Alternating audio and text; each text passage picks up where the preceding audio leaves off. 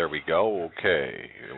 This is the Hagmann and Hagmann report for today. It is Monday, March 24th, 2014. I'm Doug Hagmann, broadcasting live from Orlando, sunny Orlando, Florida, in advance of the Prophecy in the News Conference. I want to apologize for the echo in the background. We brought some equipment down with us and broadcasting live here on location from Orlando in advance of the Prophecy in the News Conference taking place on Friday through Sunday. And I apologize for the dead air here. I'm operating off of different switches. Joe is taking the night off, and we will be dark for the rest of the week. We're going to be playing the best of the Hagmann and Hagmann report, bringing you some very special guests. And then next week we've got a lot of special treats for you as we return live. For the new listeners, we have many, of course. We broadcast live each and every weeknight from 8 to 11 p.m. Eastern Time. And our home base is HomelineSecurityUS.com. Now, tonight, folks, we have a very important, very special program for you. Joining us tonight, I guess that's folks, and I'm speaking to the men in the audience, a 2-day drive down across the country with wives and others. You know how it goes, right? We got in extremely late last night or early this morning and have been running ever since. So you'll have to forgive me. Now, that said, I want to welcome V, of course, the Guerrilla Economist, and Steve Quayle. Let me push the right buttons here to bring them both on. Now that there we go. All right. Flying solo, gentlemen. Steve, are you there?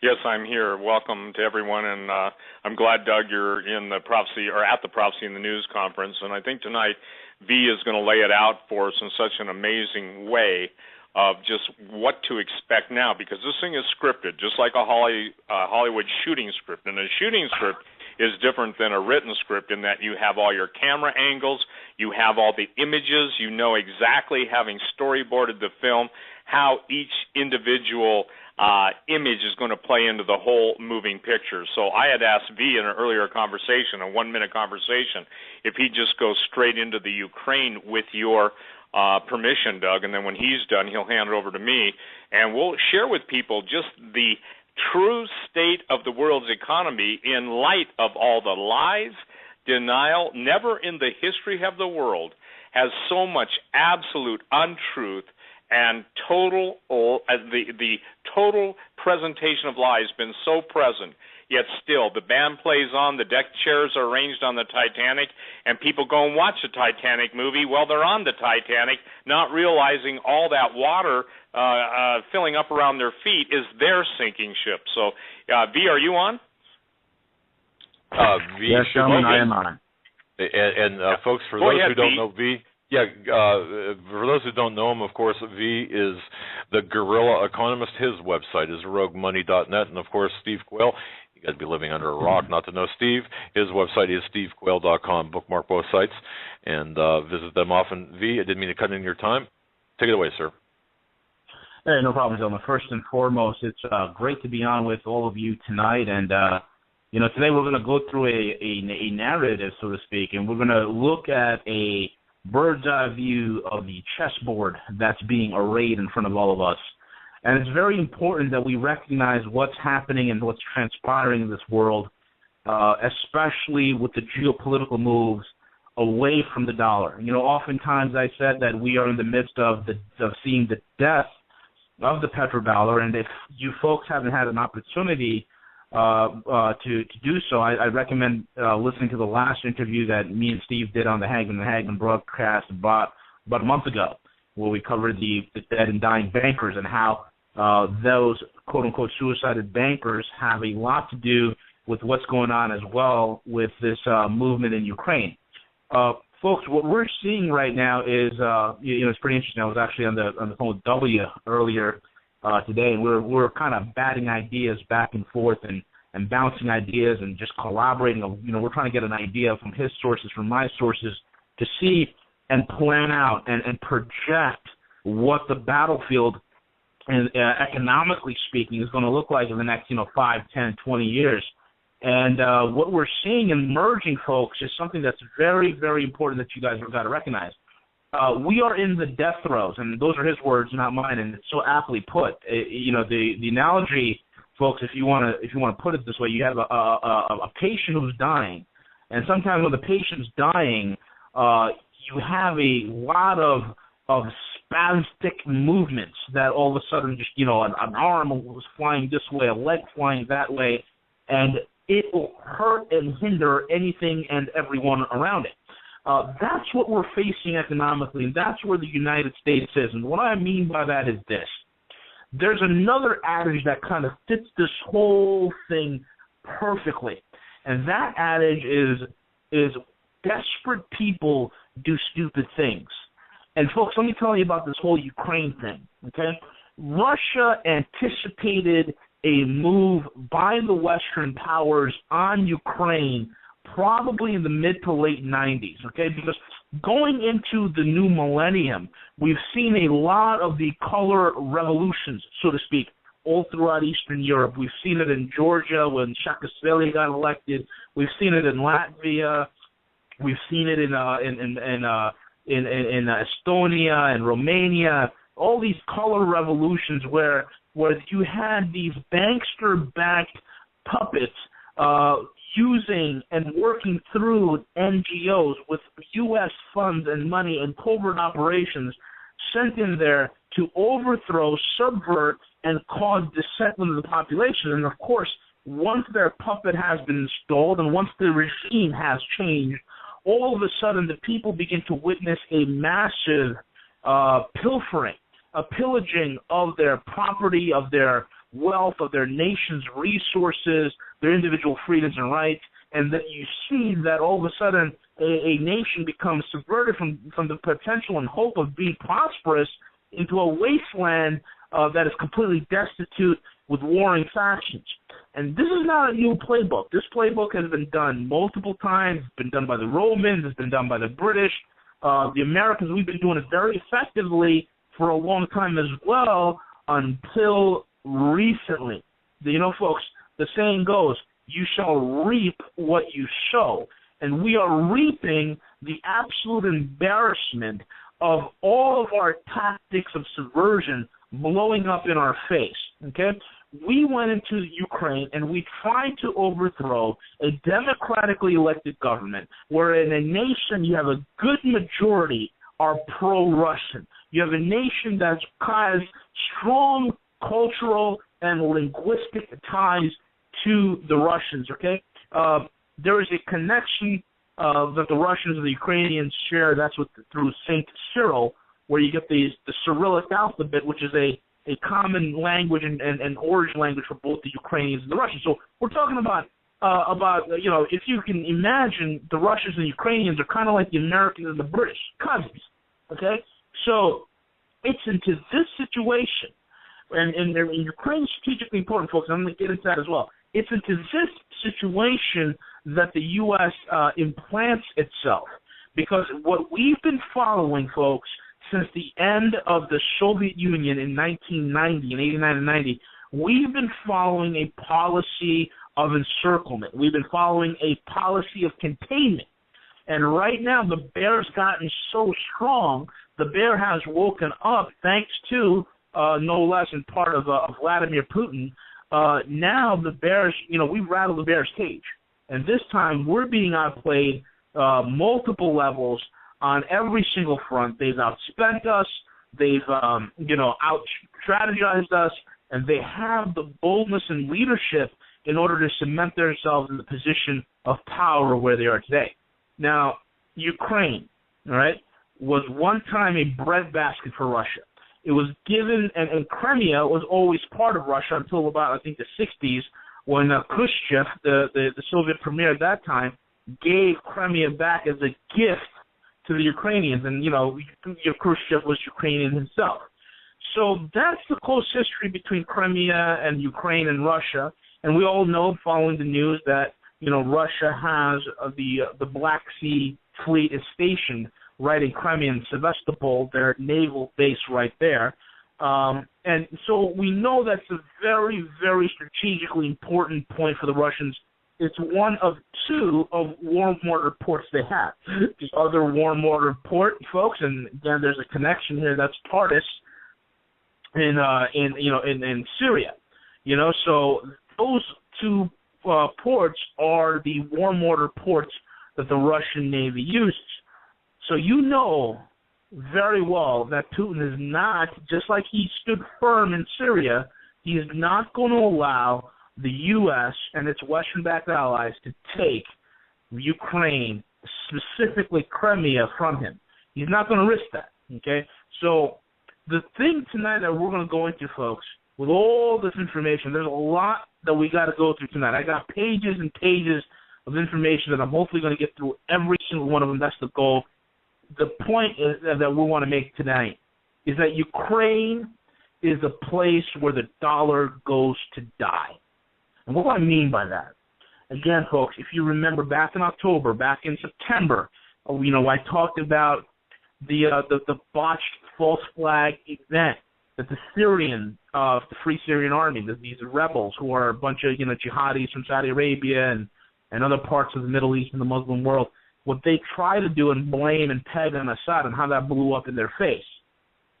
And I told you implicitly that botched false flag event, and then the Russians coming down and the Chinese drawing a very hard line on Syria, saying this far and no further, which caused the U.S. to pack it in. That event had a lot of reverberations on so many different levels. Now, without touching base on all of them, one of the things I want to pinpoint and focus on is the effect that event had on the dollar's supremacy as the world reserve currency. For the first time in a long time, countries who were unsure, countries who were, let's say, in the emerging market, who were at the bondage of the dollar, that did not know what to do because they had to deal with the shackles of the dollar, all of a sudden saw that if they cozy up to the Russians and the Chinese, they no longer have to use the dollar, but that the Chinese and the Russians will protect them, and it will ensure the integrity and the protection of their natural resources. So that's the big thing that happened. It was a reverberation that for the first time, the United States kind of lost its prestige. We lost a little bit. Our image was tarnished. There was a kink in our armor. And that now our enemies realize that we're weak economically because, let's be honest here, we all know the weapon, the sword of Damocles that was hung over our head that caused us to retreat. And folks, this time again, it's very important that you realize that no matter what happens in the Ukraine, we have stepped in it so bad that no matter what the outcome is, and I don't think it's going to be a conflict, okay, and I'll get into why I firmly believe there won't be no military intervention there. But the fact is that we're going to be stepping away from that, away from the Ukraine. And our mere fact of stepping away from the Ukraine, folks, is going to cause the final paradigm shift. And that's what we're going to focus on. The paradigm shift that will occur with the U.S. failure in the Ukraine is not something that's going to be indicative or can be measured by what a stock index like the Dow does or the S&P or the NASDAQ, but it will be something that will be sensed in the body politic of the global community. It would be something that will be sensed within the global economy as the U.S. will lose its last and final prestige. And those nations which sat on the fence for so long, wondering, should we jump this dollar ship? Should we get on board with the massive, huge trade zones and trade unions that are forming throughout the globe? This paradigm shift is going to cause those nations to finally get off the fence. They're going to finally wash their hands and the dust from the U.S., and they will firmly run into the embrace of the Russians and the Chinese. And that's where we're going to kind of go tonight, folks. Steve.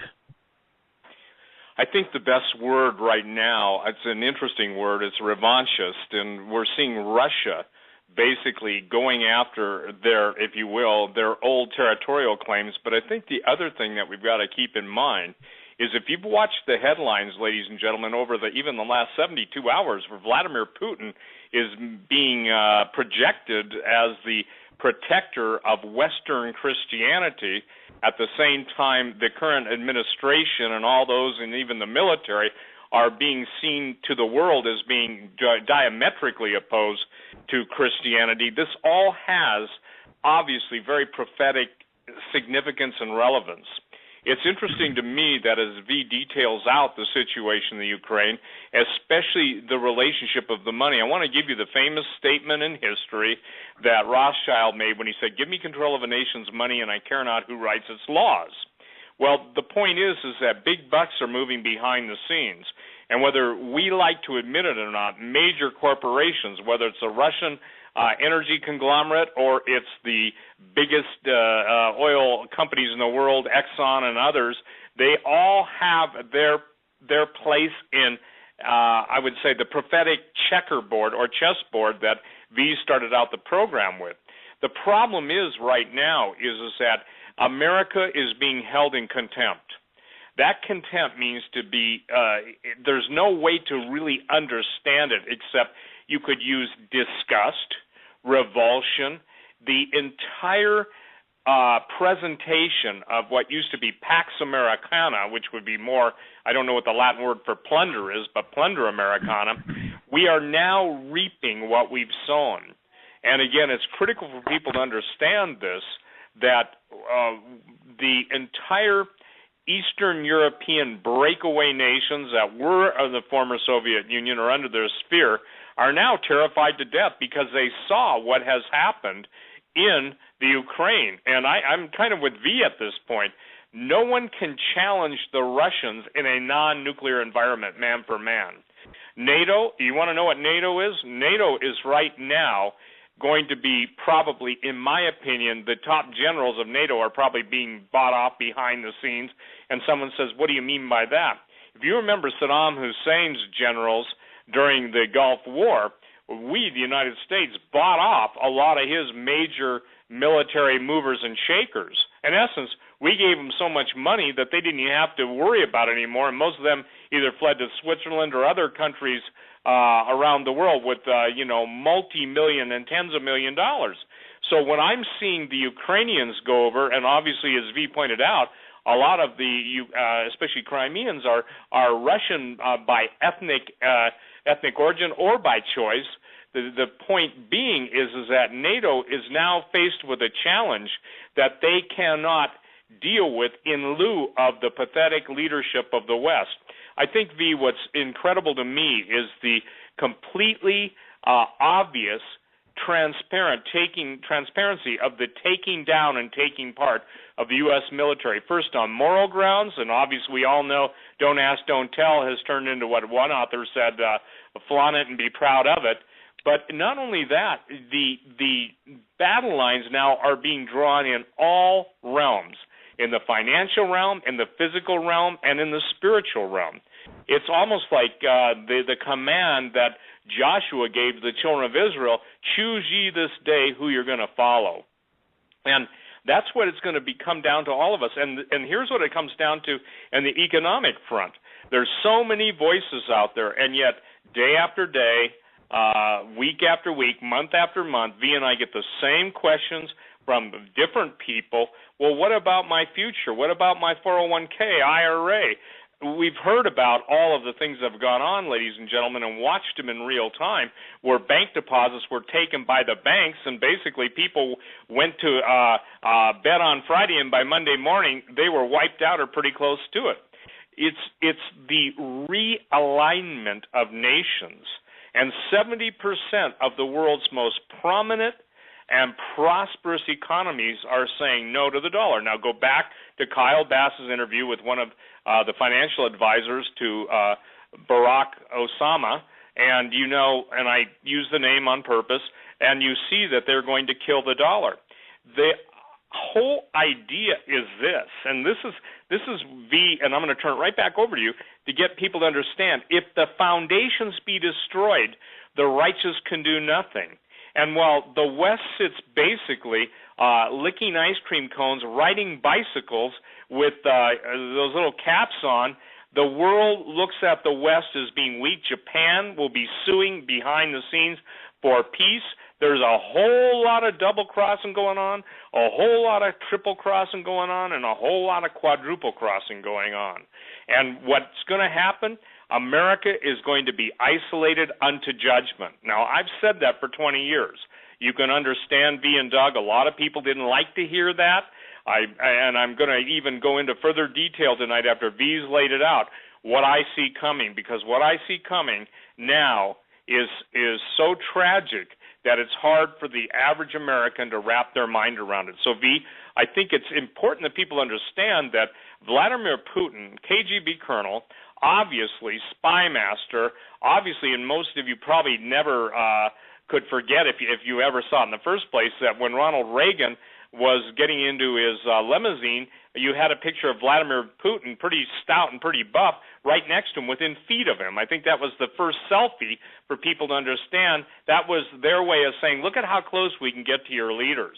And hopefully later on in the show, Doug, we'll talk about even some of the talk radio show hosts that you and I specifically have tried to warn. This is all relevant, ladies and gentlemen, to warn of actual plots and schemes against them, only to have people close to them that happen to be very evil and wicked men try and undermine you and I and our warnings to them. We'll talk about that. But betrayal is the order of the day, and now Poland, the entire Eastern Bloc nations are panicked. Poland can call up 7,000 reservists, but that's nothing. And as most people who know the lay of the land of Poland knows what a blitzkrieg means from history. So basically, all of our promises, all of our former help, they're dismissing it right and left. So people are making deals. I'm talking countries are making deals, and I believe even Russia offered to divide up the Ukraine to Poland and some of the other countries if they just come on board. Did you see that, V? No, I didn't get a chance to see that. Well, so I'm going to turn it back over to you now, because don't you believe the great disconnect is that daily we become isolated, we become exposed. I'm talking United States. The lack of leadership, the lack of military leadership, the ability to respond. I believe this, and I think I've read a prophecy on the air a couple of months ago on Doug's program, but enemies from within and without. It's a full court press, and we're ready to be toasted. And so the Dow Jones Industrial Average, understand, ladies and gentlemen, that's nothing more than a hypnotist pendulum. That's all it is. It's nothing more than a hypnotist pendulum. The manipulation of gold and silver, we'll get to that, is nothing more than the transfer of wealth from the West to the East by using all of the crooked machinations of trading and of offsetting credit and balance accounts. And basically what it boils down to is this. The money from the West is going all to the East. The Chinese will back the gold yuan or the gold renminbi, and with Russia trading their oil and natural gas, and I say this, V, I think Vladimir Putin can put the end to the West financial system in 1 hour and I don't know how many keystrokes, but they're about ready to do it. Wouldn't you say? Absolutely. So this is the way it's transpired. And just to give you guys a geostrategic understanding of what's going on. When I said earlier that the Russians have been anticipating a Western move against the Ukraine, it's because, we in the Eastern blocs, they were anticipating. And not only were they anticipating, they're ready for it. Now, the question is, why the heck are we in Ukraine? Well, simple. Number one, it's the strategy and the doctrine of containment that we've been running on the Russians for the last 20 years or so. Number two, it's to get the shale oil that's in Ukraine. Ukraine has a little bit of shale gas that's in these specific areas in Ukraine, specifically the Dnipropetrovsk region and the Donetsk province. Those are where the eastern shale gas lies. Okay. Now, one thing you got to know about shale, and anybody living in Pennsylvania with the Marcellus shale over there knows about hydrofracking. Okay, we know about the environmental disaster that hydrofracking does. I talked to a prominent oil executive who actually has his oil company. It's probably one of the biggest ones operating right now in the Marcellus Shale in Pennsylvania. And the gentleman flat out looked me in the eye and said, well, fracking is safe. All the chemicals that we use to pump into the water table, it's the same chemicals that you would have underneath your kitchen sink. I looked the man dead in the eye and said, will you drink what's underneath your kitchen sink? And at which point he abruptly stopped. But the point that I bring up is this. It's been an environmental disaster, and it doesn't cause that big of an impact into a nation's energy needs. It's just a drop in the bucket. It's not enough, okay? But that's not going to stop a whole bunch of idiots from going into the Ukraine and try to control their shale gas.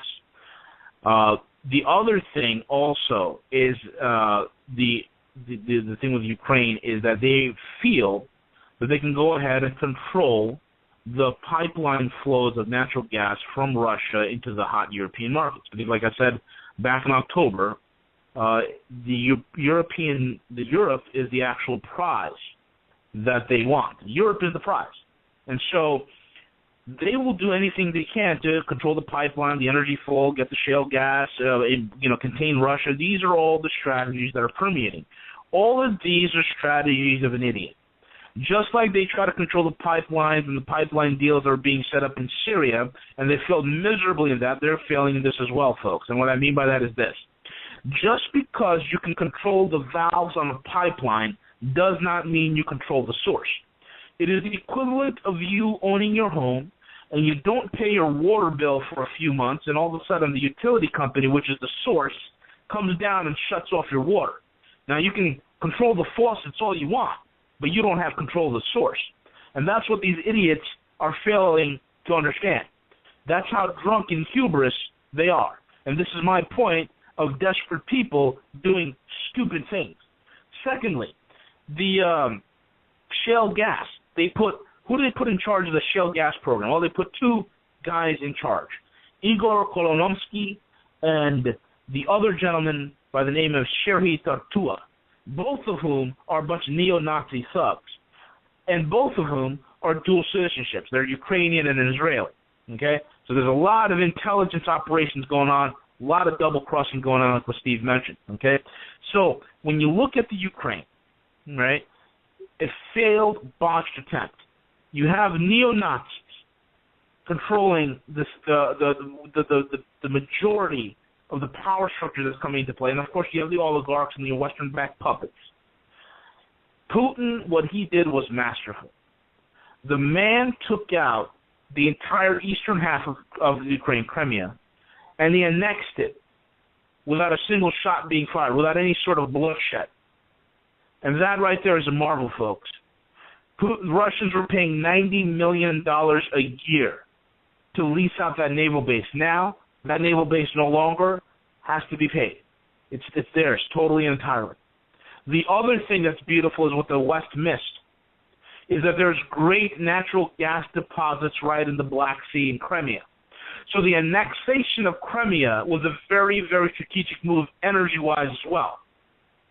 It means that not only does Putin have a navy there to protect those energy rights, but he has all the drilling rights off the coast of Crimea.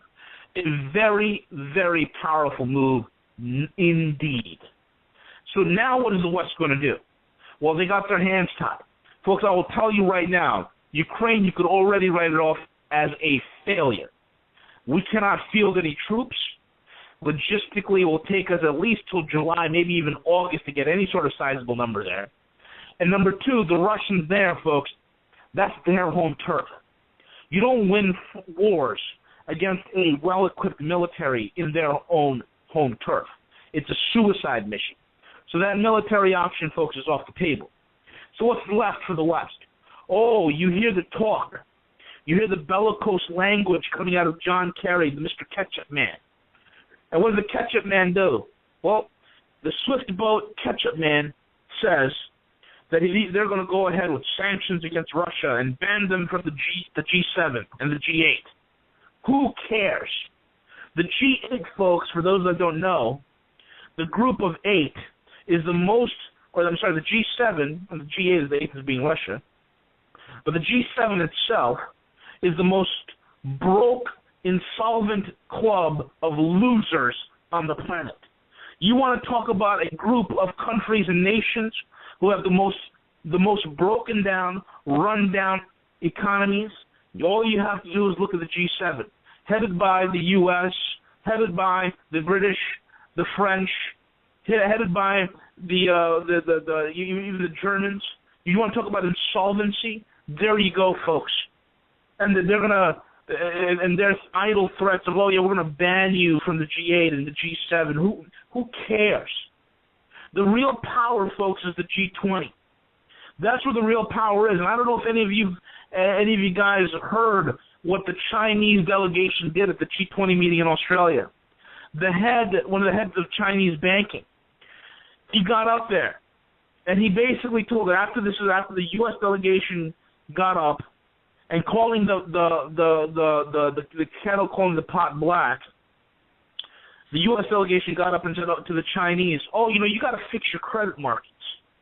You got to do something to fix those bubbles that you have. And all of a sudden, the Chinese delegation got up and says, you need to fix your economy. You are living off the printing press. Those are his own words. You are living off the printing press. You do not have an economy based on industry, but on paper. Folks, that was a language that was so brazen and loaded that the world heard that. The 20 largest economies in the world heard that. And the U.S. delegation, most of them just walked out. Because what else can they do? What else can a group of losers do?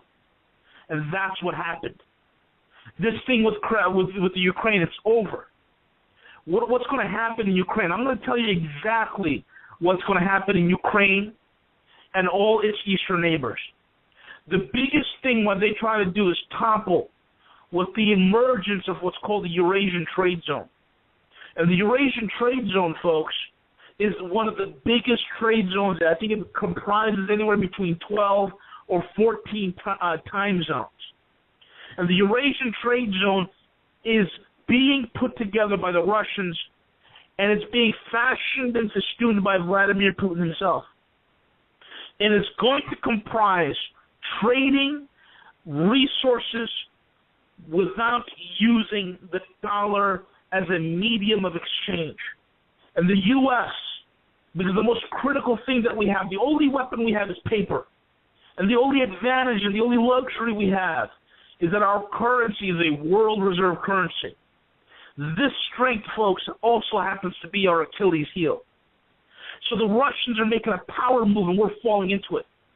The Russians, folks, let me tell you this. This is from inside sources. I firmly believe, and even with my own data is telling me, and my own intelligence is telling me, I firmly believe the Russians, not only were they prepared for a Ukrainian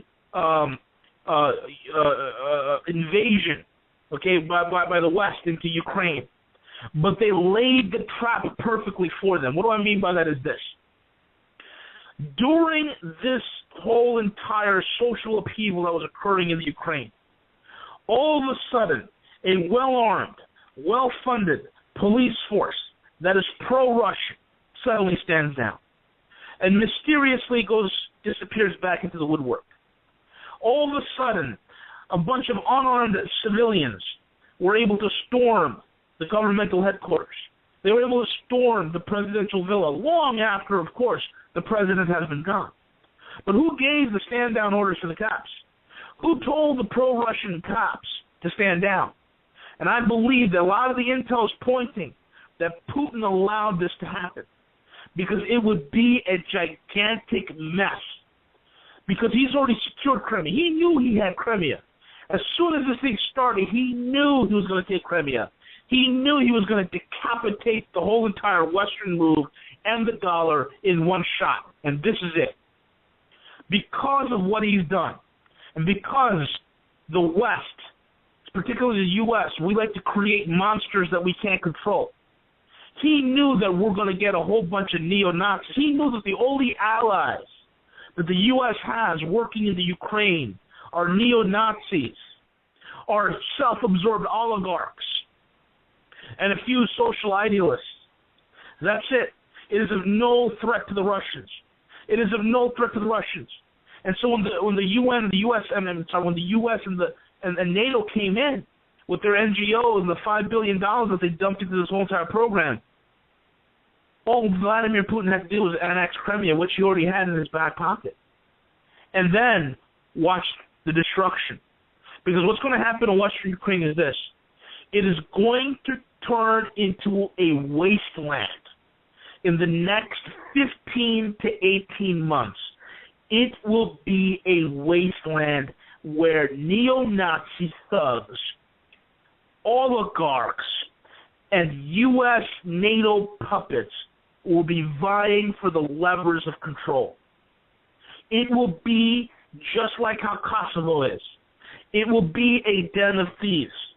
It will be a deposit for narcotics and narcotics trafficking. It will be a central hub of sex traffickers. It will be a central hub for organized crime. This is what happens when the U.S. goes in, or NATO or the UN goes in to change a regime. A country goes from a second or first world status into a third world hell. And that's what's going to happen.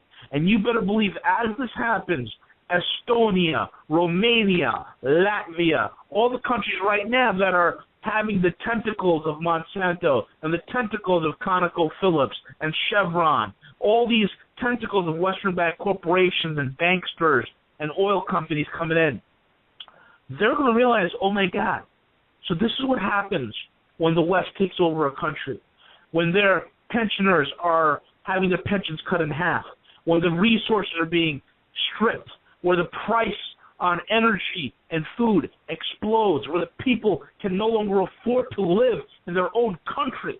So this is what happens. And you will see the entire Eastern Bloc, the even the ones that are the color revolutions of the early millennium, wash their hands of the U.S.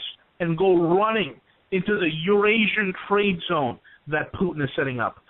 That is the trap. This is the eagle trap. I wouldn't even call it an eagle trap because we're a turkey now. This is the turkey trap. And Vladimir Putin has turned Ukraine into an economic and political turkey shoot. And we are the target, and we are what's for dinner. Steve.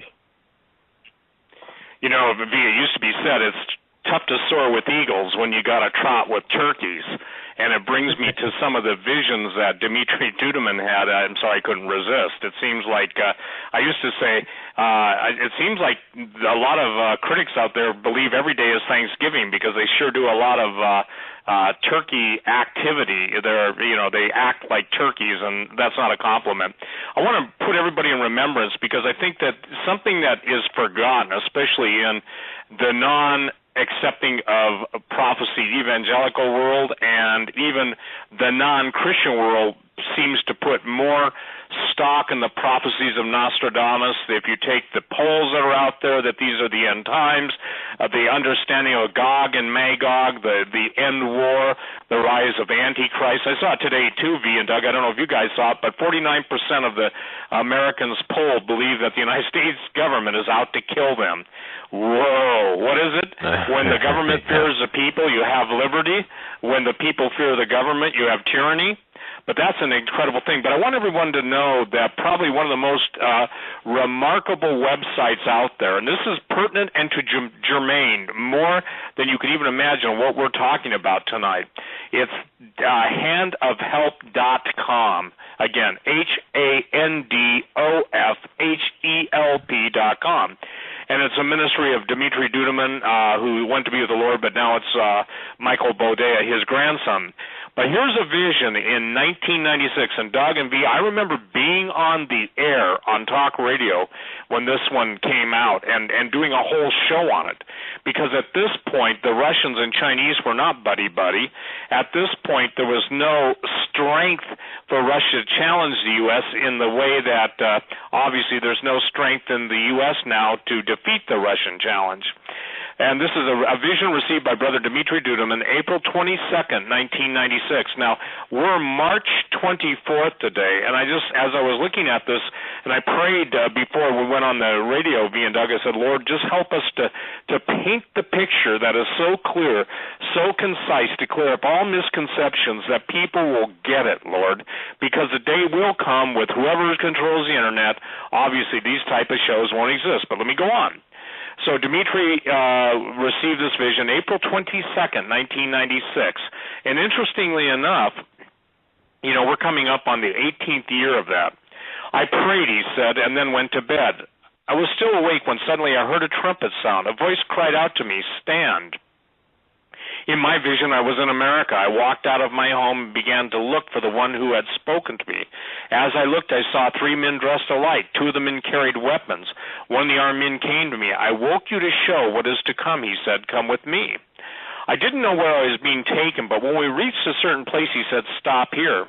A pair of binoculars was handed to me, and I was told to look through them. "Stand there, don't move, and look," he continued. "You will see what they are saying and what they are preparing for America." As I was looking, I saw a great light. A dark cloud appeared over it. I saw the president of Russia, a short, chubby man who said he was the president of China, and 2 others. The last 2 also said where they were from, but I did not understand. However, I gathered they were part of the Russian-controlled territory. The men stepped out of the cloud. The Russian president began to speak to the Chinese one. "I will give you the land with all the people, but you must free Taiwan of the Americans. Do not fear, we will attack them from behind."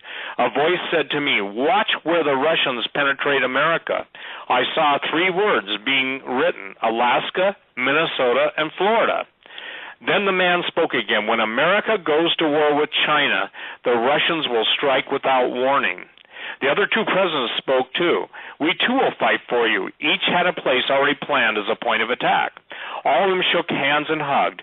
Then they signed a contract. One of them said, "We're sure that Korea and Cuba will be on our side too. Without a doubt, together we can destroy America." The president of Russia began to speak insistently. "Why let ourselves be led by the Americans? Why not rule the world ourselves? They have to be kicked out of Europe too. Then I could do as I please with Europe." What B's talking about in pipelines, oil, we're right there right now. The man standing beside me asked, "This is what you saw. They act as friends and they say they respect the treaties made together. But everything I've shown you is how it really will happen. You must tell them what is being planned against the Americans. Then it will come to pass that people will remember the words the Lord has spoken." "Who are you?" I asked. "I am the protector of America. America's sin has reached God. He will allow this destruction, for he can no longer stand such wickedness. God, however, still has a people that worship him with clean hearts, and they do his work. He has prepared a heavenly army to save these people." As I looked, a great army, well armed and dressed in white, appeared before me. "Do you see that?" the man asked. "This army will go to battle to save my chosen ones. Then the difference between the godly and the ungodly will be evident." Now, why is that critical? 18 years later, we're now seeing the implementation of a dream that God gave a man of God who tried to warn people then. So God is more than long-suffering and more than patient. And why this even becomes more curious to me, there's now a movement on in Alaska that's being, obviously, I would say, funded by Russia to join that the Alaskans, supposedly, not all of them, but there is a movement on to join Russia. If you notice, obviously, that we're hearing reports from all over the country, but a whole lot of them around Michigan and Minnesota of Russian troops, Russian Spetsnaz, etc. Then Florida and the entire East Coast. Now, in the last week, Doug, we've had Russia's top spy tugboat, and it's not like the little tugs you see on the Hudson River, reports of subs. What V was talking about encirclement, you don't have to be blind. The best thing that NATO could have done is backed off, not encircled Russia. Now we've got Russian troops in Cuba, we've got them in Venezuela, we've got their subs off both coasts, we've got an internal force that was brought here by I would say the entity in the White House. I remember when I interviewed Robert Jones and we talked about the letter that his relative was shown who was called to Moscow, who was married to a Russian, and where basically Department of Homeland Security had requested the Russian troops to be in America. Now look, here it is. We got to grow up, ladies and gentlemen. Some of you still can't grasp what happened to your country. Some of you still can't grasp how it's laying out and playing out. Some of you don't understand that Mystery Babylon, whether you want to accept it or not, the United States is in prophecy. All of the standard dispensationalist nonsense doesn't apply. America has been a superpower. Obviously, there's no other nation in the world that fits the criteria of Mystery Babylon and our merchandise. Money is a commodity, and money changes hands from weak hands to strong arms. That's also said about gold. So what you're seeing is the greatest wealth transfer, and the world runs on energy. That's why people get murdered who have alternative energy devices, because the alternative energy devices, whether it's zero-point energy or cold fusion or any of the other marvelous inventions that are out there, they're blocked. That's why electrogravitics and all of the what I call black science, black meaning the secrecy of the budgets that built them, actually your tax dollars, all of those things exist, but not for your benefit. We're seeing the war being set up that will cull the planet's population. Right now there are outbreaks of Ebola, even in Canada. Guinea is nothing more than a biological test tube for bioweapons designers. This is why you're seeing multiple strains of Ebola. I wrote the book, Breathe No Evil, I think pretty well now, Doug, 15 years ago at least. I would say maybe longer than that, but 15 years at least. And people would not accept then the chemical, biological weapons. Nuclear weapons, you get a flash and a bang and you get residual radiation. When you release a CBW, a chemical biological weapon, whether it's chemical, and by the way, biological, when I say CBW, I'm not saying they're all the same thing. I'm just saying that you can use chemicals to facilitate the dissemination and aerosolization of bioweapons. So when I'm seeing all of these outbreaks, I'm suspicious. When I hear of multiple, strains of Ebola, Marburg, or variations thereof, I know what's going on. Because if you understand the contempt the Illuminati has for the global population, we're talking about 5 to 5.5 billion people that have to be destroyed. It doesn't, I get V, and I don't know if you get them too. Why didn't you guys ever talk about the Bilderbergers or the Committee of 300 or this or that? That's 20-year-old news. We're talking about World War III. We're talking about the end of the United States. We're talking about treason. We're talking about murder. We're talking about invasion. We're talking about the whole issue of the United States being able to exist. And when you've got 70% of the world and you've got the BRIC nations, Brazil, Russia, India, China, and then you've got everyone else that's now seeing that they're being double-crossed, you're seeing the intentional, and I say this, the intentional rape, pillage, and plunder. You know, Doug, what really was astonishing to me? Under the Bush administration, the skull and crossbones, it's amazing. We have the pirate movies, Pirates of the Caribbean, Disney. But what was so funny is all along it was so plain to see. That's why I came up with that little statement. I don't know if you'd call it a rhyme or whatever. Rape, pillage, and plunder. The United States is going under. And it's going under in such a way that you cannot print your way out of this dilemma. The rest of the world is going to turn on the United States. Years ago on your show, Doug, I said the United States will become a hissing, and every day that becomes more and more pronounced. What B is laid out is the total abandonment of not only the United States, but people will run to the biggest umbrella of protection, and that is going to be a variation of Russia or China or both. And the sides are being picked, and the globalists are going to bring about the war, the Third World War, to bring on their man of peace. That's why you're seeing all the concessions from Rome, one world religion. That's why you're seeing all the treachery and the treason within the evangelical church of Chrislam. That's why you're seeing it all. It's all playing out. So, ladies and gentlemen, the word stand your ground is even more imperative than you've ever imagined in your entire life.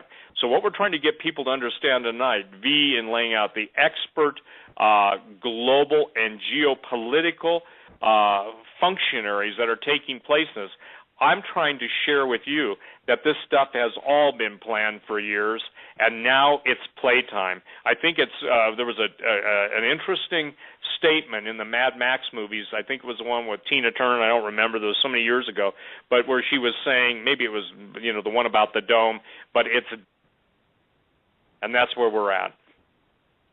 Fantastic, Steve. And I just want to. Yep. Yes, yeah. Sorry about the delay. We are, folks. I just want to remind people we are on location in Orlando, Florida, and some of the equipment we have to just kind of work with what we've got. So, you know what, Steve? You called this, and if I remember this correctly, you called this about 15 years ago.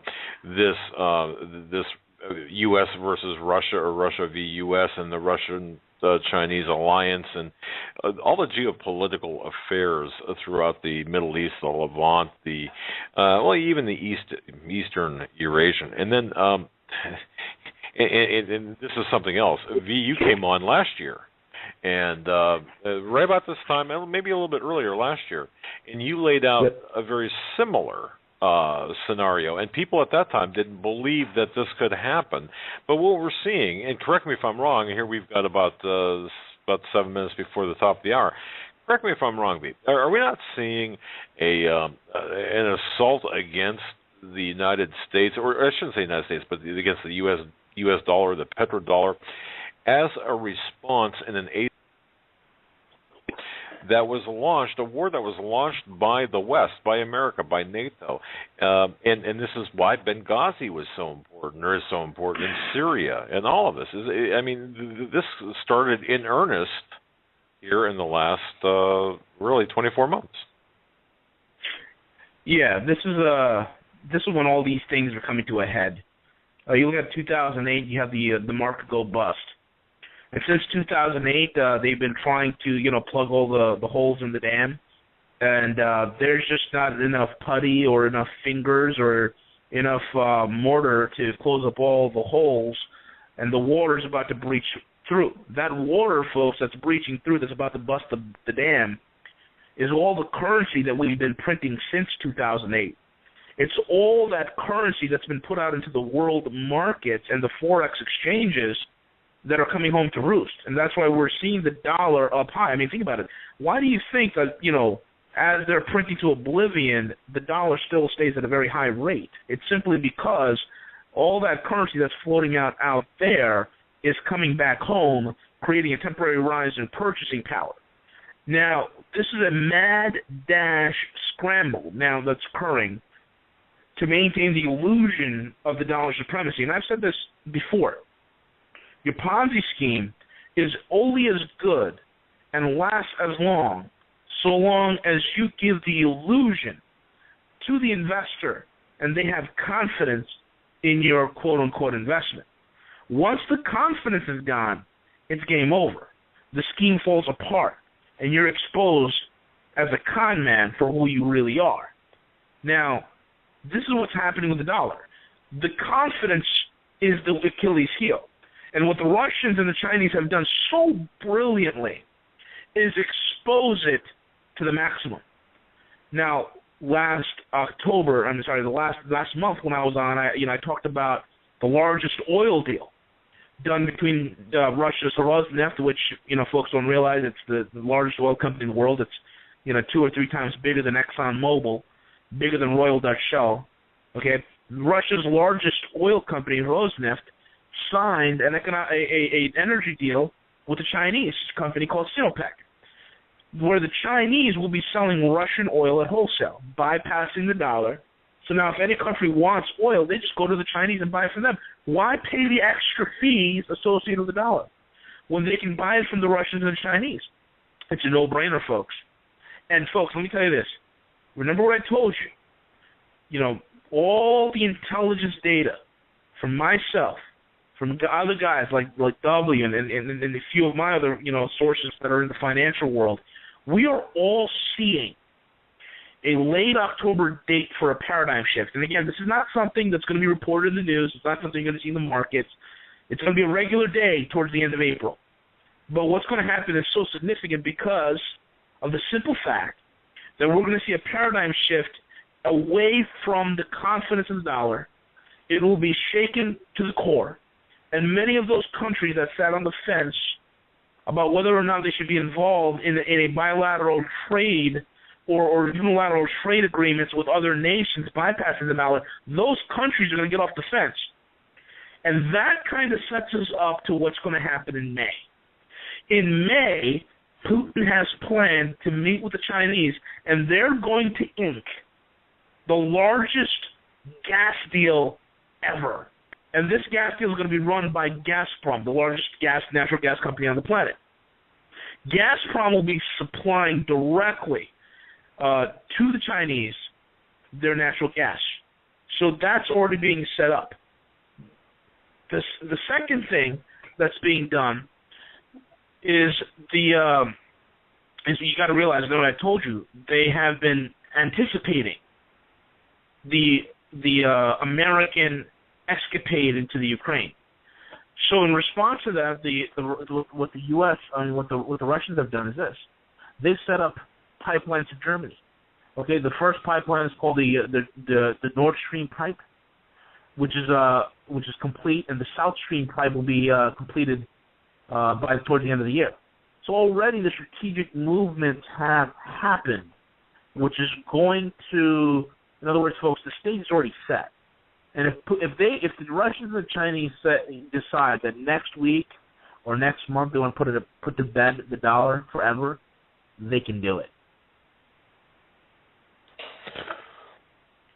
End of the dollar right now, or whenever. Yep. Whenever. Exactly. Okay, all right. I just want to bring people's attention, and Steve, I think we had talked about this before, and folks, if you haven't heard this before, it's really interesting. A gentleman by the name of Dr. Dennis Cuddy was one of the world's foremost experts on the New World Order. Back in 1973, he wrote a memo describing the means for social control over the world's population by deliberate economic and political destabilization, so that later he called it the debt leash could be used to strangle a rebellious nation into submission to global governance. And this has been the standard operating procedure of the Illuminati, of the people behind the power. And this is what we're seeing right now. We're seeing all of this come into effect. Or seeing this playing out, the global control through the international banking system that controls all of the central banks, the Federal Reserve itself, and the international bankers, the CFR Trilateral Commission, Zygmunt Brzezinski, and don't forget his daughters and media. But isn't it interesting? Everything is controlled. But these various think tanks which control the Republican, Democrat, all parties, it doesn't matter, Republican, Democrat, or whatever, they've actively promoted numerous things to take out the dollar. And now this political destabilization, that's not limited just to the United States, but all across the world. I mean, we got our mitts into everything. And I'm just so thankful that Steve Quayle and V, the Guerrilla Economist, are here to talk more about exactly what's taking place. With that, gentlemen, just hang loose here. We are up against the top of the hour. We got about 3.5 more minutes. I want you to stay right there with us. Appreciate it. Folks, you're listening to the Hagmann and Hagmann Report. We are on location from Orlando, Florida, in anticipation of the Prophecy Conference coming up at the end of the week. Created and uploaded to YouTube by the Hagmann and Hagmann channel.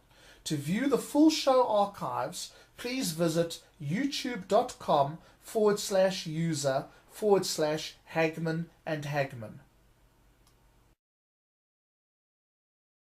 Number 2 of the Hagmann and Hagmann Report. Doug Hagmann here, flying solo for the night. Joe's got the night off, and then following this, we're going to be dark for the rest of the week. Listen, I know that's going to include both Steve Quayle and V, the Guerrilla Economist, just tonight. Both V, the Guerrilla Economist, his website, roguemoney.net, and of course, Steve Quayle, stevequayle.com. Steve, I'm going to turn it back over to you, sir. It's important that people understand. One of the emails I get the most, and I'm sure V gets his share of them too from people around the world, is, well, what about my country? Let me share this. If you have a bank in your country that's tied in with the World Bank or the SWIFT banking systems, WIFT, to transfer money internationally, you will be affected wherever the bankers are. You know, it's interesting because a simple statement from Jesus, the love of money is the root of all evil, it's also the control of all evil. And again, when you've got the control of money, and what we've done under U.S. foreign policy in the School of the Americas and our placing of some of the most brutal, torturous, murderous dictators in the world in the history have been funded by us, only to be taken out at a later date. You know, Doug, it's like reading the headlines on a given day. Everything now is going bad in America. I remember talking when V and I were on together months ago, and forgive me, I don't remember each show by date, but I do remember the shows by content. And I said, you're going to look to the left and it's going to be coming at you. You're going to look to the right, it's going to be overtaking you. You're going to look behind you, it's coming up upon you. You're going to look in front of you and it's being crashing down upon you. And that's what's happening, whether it's a landslide in Washington or whatever, the order of the day, the terror of the day, the train wreck of the day, the airplane wreck of the day. And by the way, let me just share this with everyone. There's a great article on Veterans Today, and I put up an alert. Over the weekend, I talked to two people. One was a Special Forces guy, and I talked through a cutout so that he couldn't be tied to me in any way and harm his identity. And former NOC. NOC is somebody that used to work for the agency, and I'm talking CIA, who's been retired for a long time. Actually, another three-letter agency. But the point being is that not one report, and this is critical, what V and I are trying to do is share with you the truth. Not one report, and I don't know if you knew this, Doug, maybe you did, V, I didn't know this, but every engine that Boeing makes from a certain series of aircraft on not only has the ICAR system on it, but they also have transponders in the engine that you cannot shut off. Doesn't matter what the pilot does or doesn't do. The minute the engines go on, they are transponding, and they are transmitting their location. General McInerney, I can't pronounce his name very well, basically retired lieutenant general, basically said immediately that plane was in Pakistan. It doesn't matter where it ultimately is. There are people saying it's in Diego Garcia. But the whole point of the argument is simply this. If you understand that the pilot was wearing Democracy is Dead T-shirt, if you understand what the 777 can do and who is on it, the lies upon lies upon lies. How can telephones be broadcasting if they're in the water and still be transmitting because wherever they were at some point somebody's phone picked up a signal, even if it was only short enough to land? Now they're being told, Malaysian government is texting everybody, notice how brave they are, that all their loved ones are dead. This is an operation of heinous, disgusting, and wicked proportion. And I got to tell you, there's a great article. Now, look, when I post articles, it doesn't mean I endorse. Grow up, people. Grow the you-know-what up. You've got to use your own discernment. You've got to seek God, those of you who are Christians, for His wisdom. But what I'm trying to share with you is this, is that lies, lies, lies, bloody lies, horrid lies, I won't use the other word, but the point being is there's a lot of lies out there. And so when you see cover-up after cover-up, going back to the transponder, before I put that up on my alert, I don't know. Doug, did you know that engines had transponders in them? I did not. No, not until the missing plane, and all of a sudden we know a lot more than about the aircraft. Right, but I doubt you knew it because that's kind of a classified thing. V, did you know that the engines had a transponder in them independent of any pilot control? Yeah, I did. Okay. Well, I think you're too humble sometimes, but that's a good thing. I forget you were a defense analyst, so you know that. So here's the thing. Boeing even intimated they knew where the plane was at, but no one ever questioned them. Meantime, Punch and Judy, the seven dwarfs of network TV are continually showing you these fuzzy-grained, and by the way, I have used some of the most sophisticated thermal imaging equipment that exists that isn't classified, and I can tell you this, what they're showing you is you'd swear you bought it for $198 out of a Russian surplus store after the breakup of the former Soviet Union. There are cars, Audi's geothermal, not geothermal, forgive me, but their night vision system on their cars is so detailed that you can see stars in the sky and you can see clouds in the sky. Those of you who drive Audis, which basically have that feature, or whatever car has a night vision, ability, they have incredible resolution. So when I'm seeing fuzzy crates flying and I'm seeing just these inane pictures on and on ad nauseum of airplanes over the specific areas of the ocean, whether it's off the coast of Australia, Indonesia, Straits of Malacca, whatever. The point is, it's can I say this? It's snot, it's vomit, it's vulgar, and it's excrement. How's that for disgusting? It is such a batch of Bravo Sierra that there's no nice way to say it other than that. And that's what the people accept in the United States as truth, because after all, the networks would never lie. So what we're seeing now is something in play that I quite candidly didn't think you would see a whole nation. And obviously there's a small percentage of people that get it, but if lieutenant generals and all their sources are telling you something, who are you going to believe, them, or are you going to believe the network vomit brokers? Unless, and here's the practical point for tonight, I'm going to turn it right over to V, unless you turn off your bloody, and I mean bloody TV, that thing with the dial, the remote, and to the telepresence in your life will put you into a state of a brain numbness that will ultimately be responsible for your death. I believe that whether you want to look at it, you can look it up. The patents are on there. I've posted stories on my website, and you can just go do a search. You start using Start Page or IX Quick. Don't use Google. Use some of these other search engines that allow you to search without having your IP recorded. But if you want to really know what's going on, if you were to even grasp the ramifications of 5 of the most important mind control weapons, you'd see it's in what you watch, it's in what you hear, and it's in what you're exposed to day in and day out. So I want to get back to V and how this plays out and why you're seeing China now and Russia being the 2 major gold buyers in the world. And even today, V, they knocked gold down $25 and they knocked silver down, 20-some cents. And people say, well, how can they do that? Why don't you explain to people how the Chinese are being able to buy gold at a discount, physical gold, by basically manipulating, with the help of J.P. Morgan, Goldman Sachs, and others, how they're able to buy all the physical gold. How does that take place? Well, this all goes back decades and decades and decades. I'm probably going to be the only one on the radio that's probably even broken this, but the whole thing that with China, okay, and why the ravenous gold purchases, the price dips low into the 11 or 1200s, they're buying it up at a rapid clip. The price being the 1300s, and then we saw as high as close to $1,400 per ounce, and then all of a sudden you see the beat down again, and then the Chinese buying more again, even though the physical market is shrinking at such an alarming rate. There's really not much left.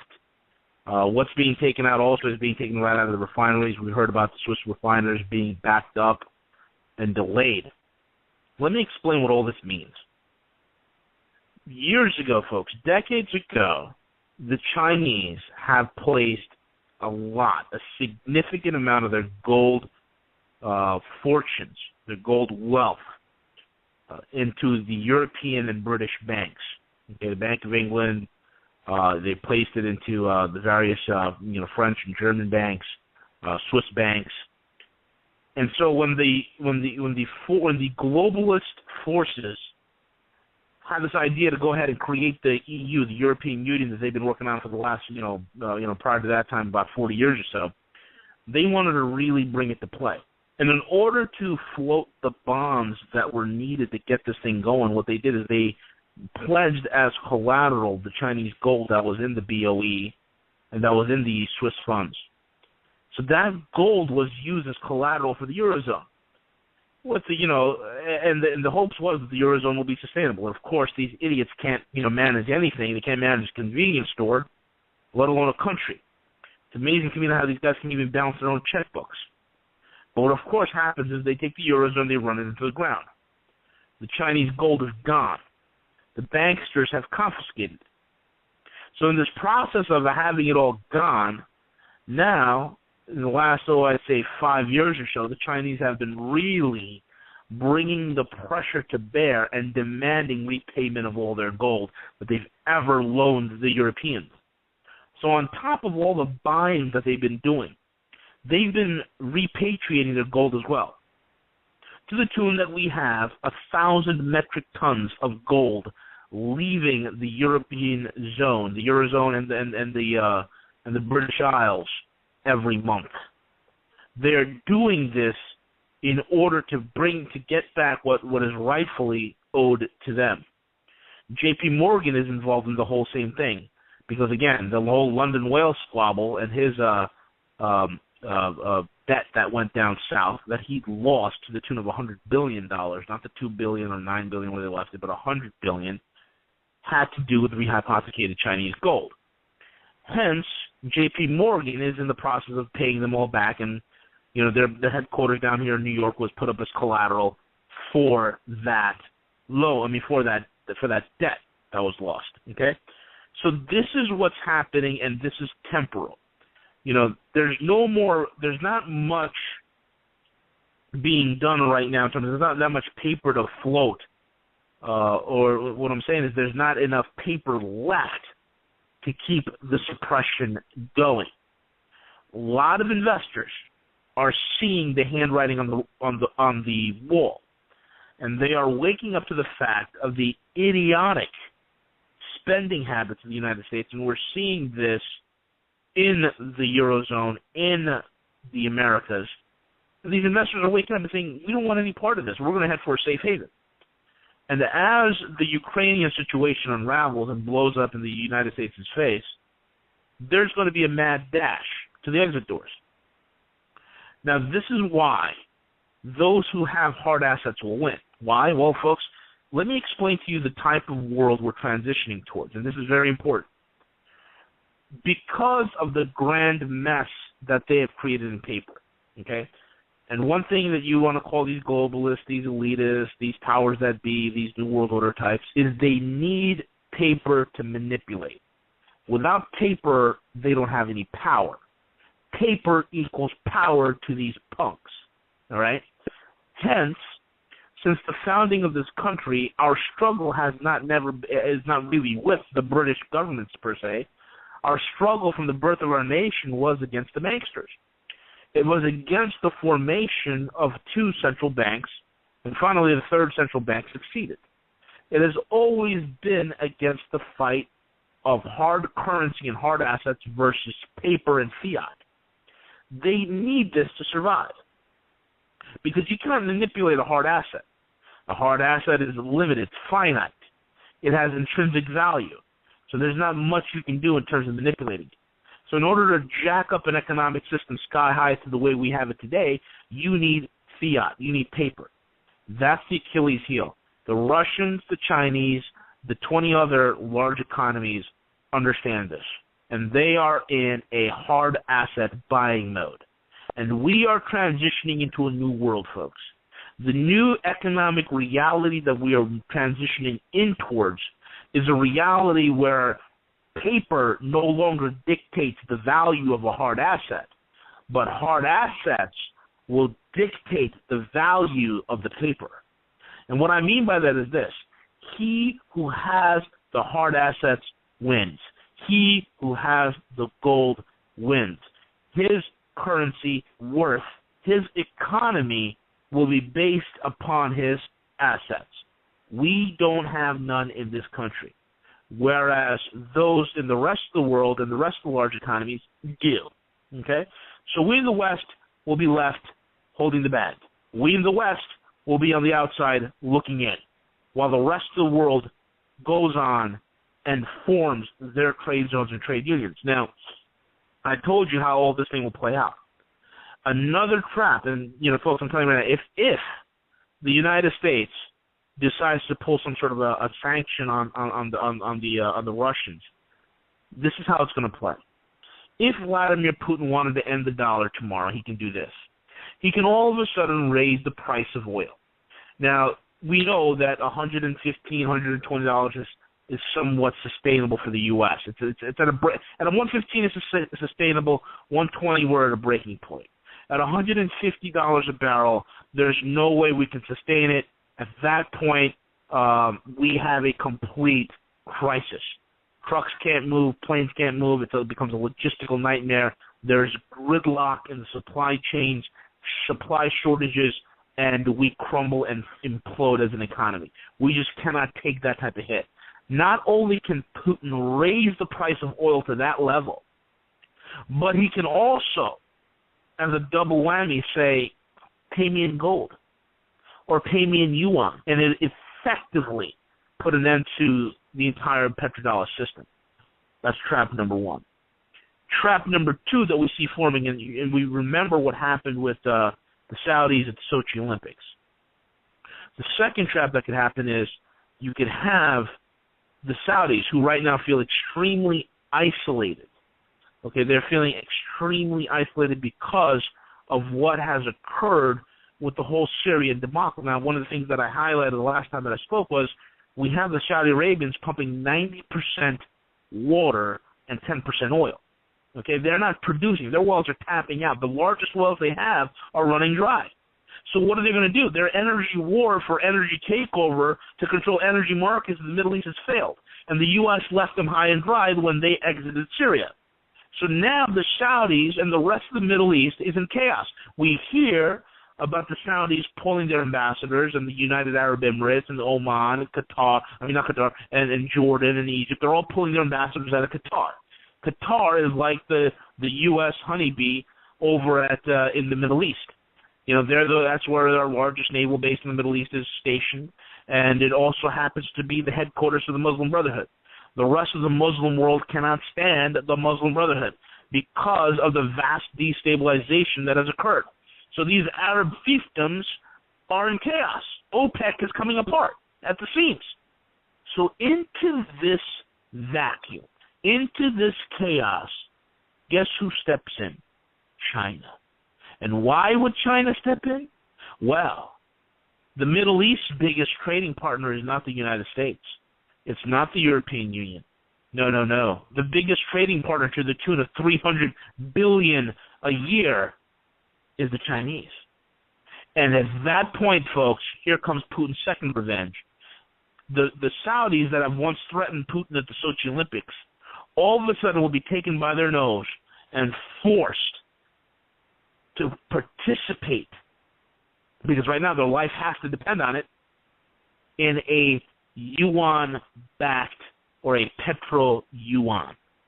This is what's occurring, folks. And I'm not even going to get into, actually I'm going to get into the biggest trade agreement ever being penned right now as we speak, and that's RCEP. And no one's talking about it. RCEP is the world's largest regional trade agreement. Now, we heard about when Obama went to the ASEAN nations. That's, Singapore, Thailand, Philippines, Malaysia, Indonesia, and Vietnam. And he went over to the ASEAN countries. There's 10 members in ASEAN. And he was kicked out. Within about a day and a half, he was kicked out. And he came back home. Because the ASEAN told him, go take a hike. We don't need you. You guys are old news. We don't want the dollar. We'd rather trade among ourselves. Well, RCEP, R-C-E-P, 10 members of the ASEAN countries, and combines them with China, Australia, India, South Korea, New Zealand, and guess who else? Japan. That's right. The Japanese who are on life support, there's somebody in that government that has a brain that's finally starting to think that, hey, maybe we need to make nice with the Chinese. Maybe we need to, because they are, after all, our largest trading partner, maybe we need to make nice with them. And the Japanese are turning towards the east, folks. The second largest bond market in the world and America's closest ally in the Pacific region is turning east towards China. And they're signing backdoor agreements to get this done. Let me tell you what this looks like. Let me tell you, I just gave you names of countries. Let me show you the numbers here. What I mentioned in RECEP is 60% of global GDP. That's right, boys and girls. That's bigger than the United States and Europe combined in GDP. That's over 50% of global trade.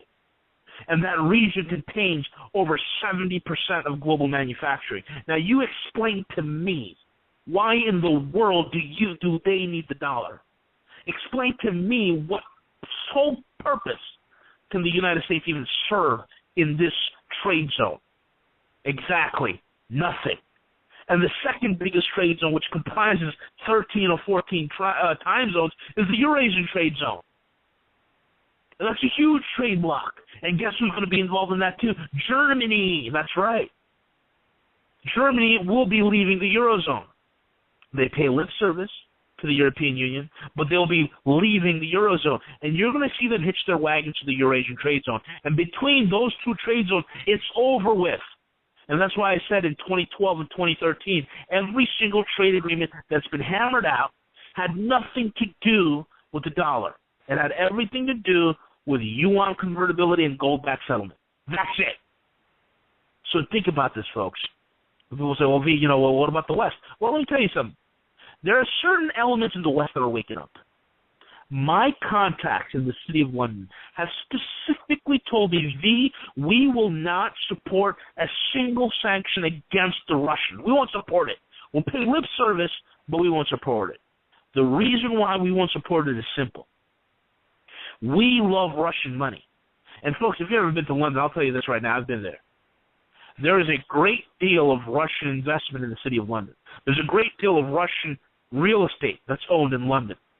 The Russians take advantage. The city of London loves the fact, the bankers in London love the fact that the Russians take advantage of British tax havens in the Cayman Islands, in Gibraltar, in the British Virgin Islands. They love that fact. They're not going to lose that relationship because America can't get its act together. The Swiss, who are late to the party, after they've ruined over 500 years of a banking reputation, decided, hey, we're kind of screwed up here. Let's make nice with the Russians and the Chinese. So they're waking up.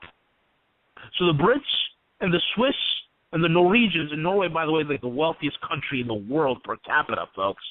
Per capita. The wealthiest, most stable economy, most stable country in the world, Norway. The Norwegians are going the way of Russia and China, and that is one of the most wealthiest nations.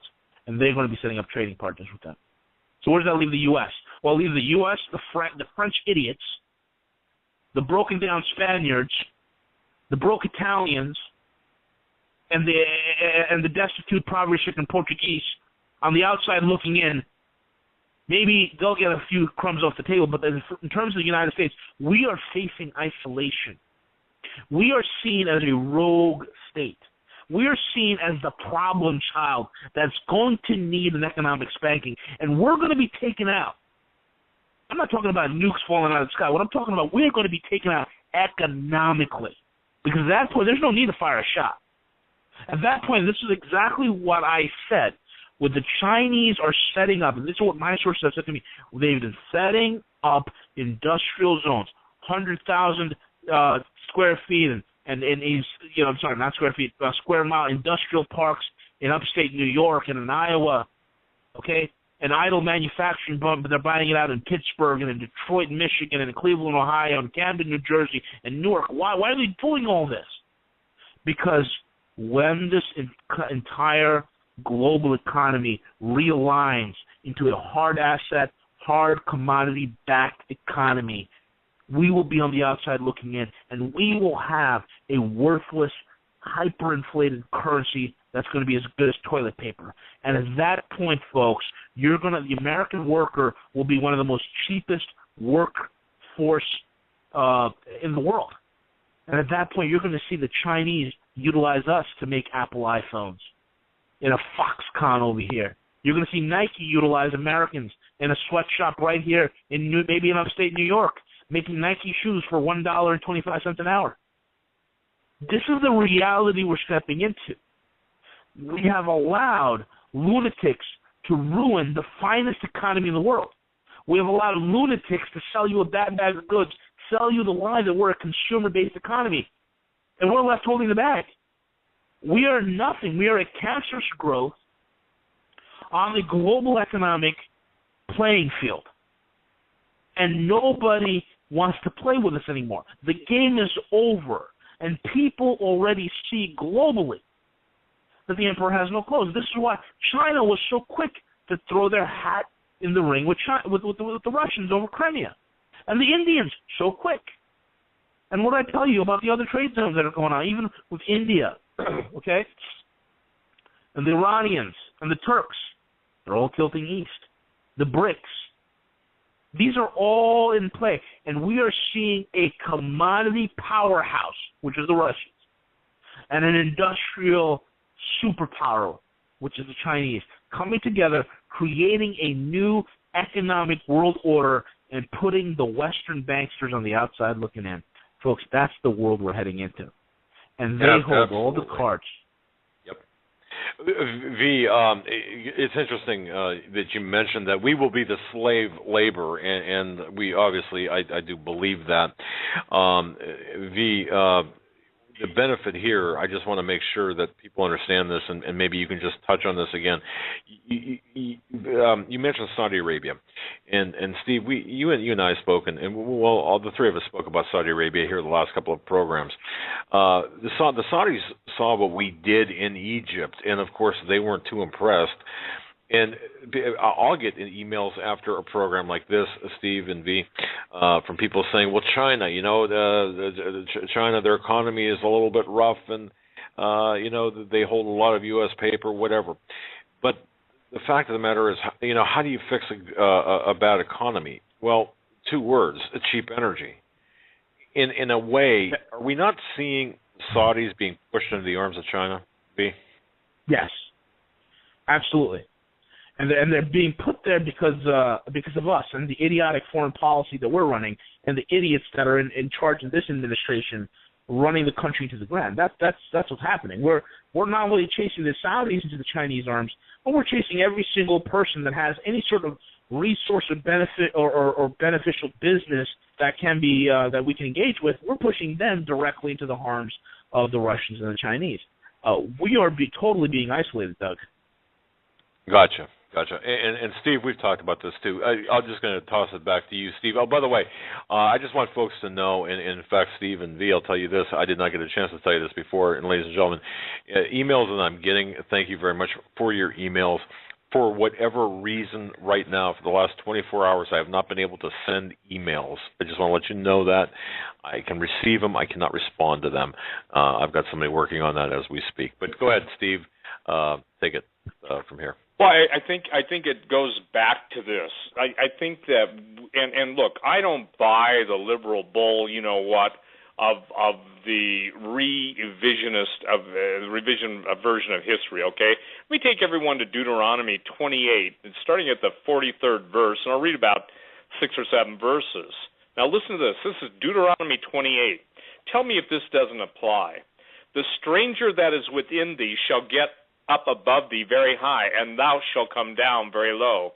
He shall lend to thee, and thou shalt not lend to him. He shall be the head, and thou shalt be the tail. Just put into that parentheses. Moreover, all these curses shall come upon thee, and shall pursue thee, and overtake thee, till thou be destroyed, because you hearken not unto the voice of the Lord your God, to keep his commandments and statutes which he commanded thee. And they shall be upon you a sign and for a wonder, and upon thy seed forever. And he goes on to say, verse 48, therefore shalt thou serve thine enemies, which the Lord shall send against thee in hunger, and in thirst, and in nakedness, and in want of all things. And he shall put a yoke of iron upon your neck until he has destroyed you. The Lord shall bring, verse 49, the Lord shall bring a nation against thee from afar, from the end of the earth, as swift as the eagle flieth, a nation whose tongue you shall not understand. Doug, when I read that, and I put, how do I say, when I read that, let me read the 50th verse, I'm sorry. a nation of fierce countenance, which shall not regard the person of the old, nor show favor to the young. And he shall eat the fruit of thy cattle, and the fruit of your land, until you be destroyed, which also shall not leave thee either corn, wine, or oil, or the increase of thy kine, or the flocks of thy sheep, until he has destroyed thee. Every single thing that we see, whether, we talk, Doug, on your show at different times about Russian Spetsnaz, about Chinese troops in Mexico, in Canada, the battle plan, the dreams of vision. But all it boils down to this, is we were a nation that once honored and esteemed God, and how the entire liberal Christian community can sit back in their silence, or the conservative Christian community for that matter, and see the total devastation against Christians around the world. And isn't it interesting? Everywhere that the persecution of Christians start is an offshoot of the policies of the current administration. And ladies and gentlemen, you may find that hard to believe, but the tree is known by the fruit it bears. I think, Doug, we have tree avoidance glasses on most people. There is a pall of what I would call damnable ignorance in this country. There is a pall of denial beyond description in this country. You can call it normalcy bias or whatever. But the bottom line is that the Word of God says that because we choose to believe a lie versus the truth of Him, His Word, His Son, His redemption, His power, His resurrection, we're given over to believe that lie. And I can only tell you this, that the only answer for being given over to believe a lie is either one, destruction, or repentance. And I hear that we get a lot of flack, especially after last week's show, from, quote, evangelicals. Well, who do those no accounts think they are? Hey, you're right, we're no accounts, but the one thing we're provoking somebody who thinks they're big shots in the evangelical world is to consider your ways. This whole country could not have gotten into the mess it's in except the fish rots from the head first. The pulpits are silent. I think it was good night. One of the famous evangelists, and good psalm from David's harp. I can't think of the guy's name right now. Charles Finney, who said that when America or any nation's destroyed, it's because of corruption in the pulpit. Need I say more? You go to Drudge, and you have one of the leading Catholic judges. The statement he makes is that this administration is totally responsible for anti-Christian bias throughout the world. And yet you see the people, who voted for him just shouting and clapping that he's their savior. I would like to remind every person of color, white, black, or any other color schemes that Jesus is savior and God, not the state. Therein lies the problem. And because we have done these things, look, it can't get any plainer. The stranger that is within thee shall get up very high, and thou shalt come down very low. He shall lend to thee. China has lent to us, and thou shalt not lend to him. And he shall be the head, and we shall be the tail. And unfortunately, the tail is what really, is not the best part of the body when it comes to being able to see what's going on. Unfortunately, most people have to extricate their eyeballs from where they shouldn't be, and I'll say it tactfully, and begin to see the real world around them, because it's not the pretty picture. And until they get hungry, until their kids go to sleep whining, crying, and Daddy, I'm hungry, or Mommy, until we see blood in the streets, till we see just the innocents slaughtered and then righteous people mowed down, I don't think outside of repentance on the order of Nineveh is going to change anything. What B is giving everybody tonight is a warning. You're hearing an analyst, you're hearing an analytical approach to explaining the chessboard, right? And you're seeing the moves and counter moves, but it all means you're in deep trouble. Doug, I tried to get people years ago to realize that food they would buy at one price would give them an inherent raise in their cost of living. In other words, they would be able to buy food at one point in history and not have to spend more at a latter point in history. Well, that was met with, you're just trying to sell fear to sell food. Well, now, eat your heart out, because obviously hamburgers approaching $4 a pound, and beef is the highest it's been since they started keeping track of it. And little by little, in Deuteronomy, it talks about the fields being smitten. It talks about the fruit of the land and all the laborers. and that the nation which thou knowest not will eat up, and you will be crushed and oppressed. I got news for you. That's where we're at. And until people get it, and I'm afraid it's too late to get it, the few that can hear will hear, and to hear and to act. And look, it is scary, but it's not scary if you put it in the context of faith. And I take on my critics and those who say, you guys sell fear to sell gold or silver or food or whatever. No, we're telling you what the smart people who are going to destroy this country are doing, and we're saying don't be a victim, and by all means don't be a refugee unless you can be a refugee led by the Spirit of God out of this country and be able to take what God has given to you with you. And continue on, because right now I believe that we are at, let's just say this, we're at moments of mercy, and when the moments of mercy are over, the flurry of evil will fall upon us, just as that landslide in Washington came quickly. And by the way, the name OSO, O-S-O, one of my friends who's an intercessor, Beata, said that stands for bear. And instantly she got it, that just as the landslide came out of no place and covered the land in that area, so will this invasion and so will our demise cover us fastly. It doesn't matter if you're starved into submission, Stalingrad. It doesn't matter if you're blown into oblivion. Either way, our days are numbered. And I rebuke those who say, well, you don't love your country very much. No, I love the foundation principles of my country, and because I care for people, I'm trying to warn them, trying to help them. And as somebody who's been on talk radio for 23 years, and Doug, I know that if we get 100, 1,000, 10,000 through all the broadcasts we're blessed to be able to have, then it helps. It's time for the people of God to wise up. I can't tell you how many emails I get from this prophet or that prophet. Never heard of them. To my knowledge, they've never done anything, but they're a prophet of God wanting to set me straight. Well, you guys go out and win the lost, because the Bible says he who winneth souls is wise. And he who listens to wise counsel, look, V rubs shoulders with some pretty heavy people. I know some pretty heavy people. I know people that have successfully acquired a lot of money.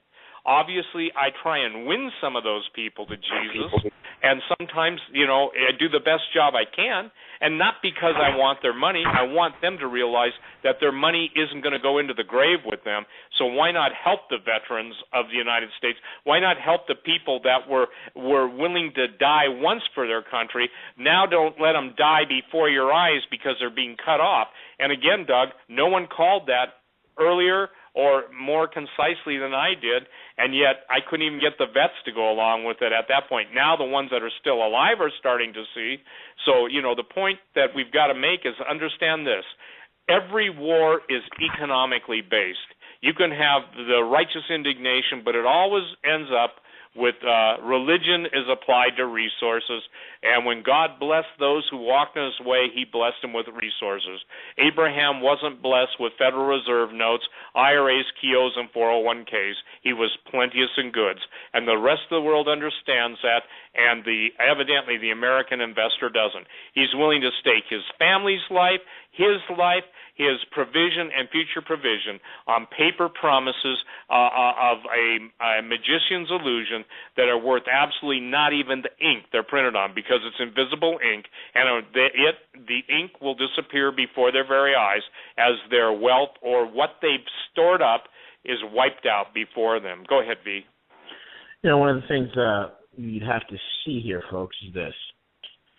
The advancement of how Putin so tactically and so precisely taken over Crimea and annexed it, okay?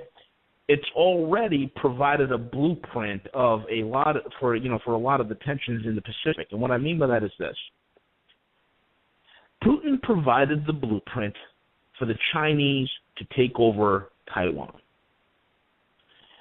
And to clarify that, those things that he laid out with that Crimea takeover was, number one, to move fast and act very decisively, which he's done. Make sure that there's very little violence, and you have to have the mobilization of insiders.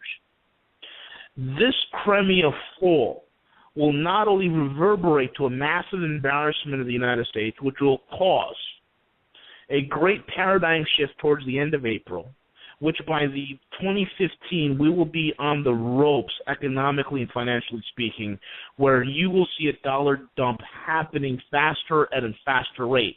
And then you will see strongholds of either U.S. alliances or treaties or partners or commonwealths or whatever have you, assets, like Taiwan, fall back into the hands of the Chinese, and nothing will be done. Okay? Let me tell you something, folks. Losing China and losing Ukraine was more strategically grievous to the United States than Taiwan will be. So if the United States did nothing but turned its tail and ran from Syria, if they did nothing but sit there and watch as we get absolutely pummeled and embarrassed, because there's really nothing we can do. The servant is always a slave, okay? The borrower is always a servant to the lender, so to speak. And a creditor nation such as Russia is to the United States, the creditor nation will be always able to pull the strings. So there's not going to be no great action on part of the United States to strike at the heart of Russians or try to take or overturn the moves in Crimea. There's nothing that's going to be done. And just as that will turn into a massive embarrassment, you can see in the Pacific the U.S. doing nothing. Will the Chinese take over the Senkaku Islands, which will occur, and it will occur very quickly because the Chinese are mobilized for a very fast, short war to take the Senkakus if need be. And I think the Japanese will probably just give it to them, or they will come into some sort of an agreement where the Japanese will quote unquote hold the island, but give the drilling rights all over. Hand all those drilling rights over to the Chinese companies like PetroChina or Sinopec. This is what's going to happen. Taiwan will be integrated because Putin just gave the Chinese their playbook. And the U.S. will sit on the sidelines and do nothing. You know, I said earlier in the broadcast, desperate people do stupid things. One of the most stupidest things ever done was the TPP, the Trans-Pacific Partnership. And the TPP, I like to call the toilet paper protocols. And the toilet paper protocols was some idiot's great idea. Hey, let's start a trade union in Asia, but let's exclude China. And let's make sure that trade agreement has language in there that only benefits the U.S. Well, good luck with that. Because the TPP is pretty much dead, DOA, dead on arrival. No one has anything to do with it.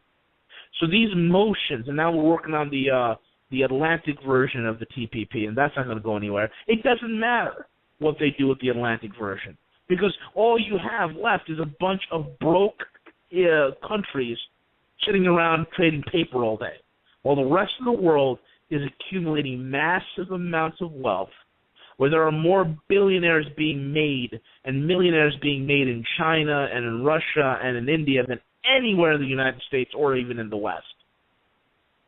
And we're sitting on the sidelines watching this whole entire thing go by, folks. Okay? That's where we're at. And this transition is something that people have to prepare for. Okay?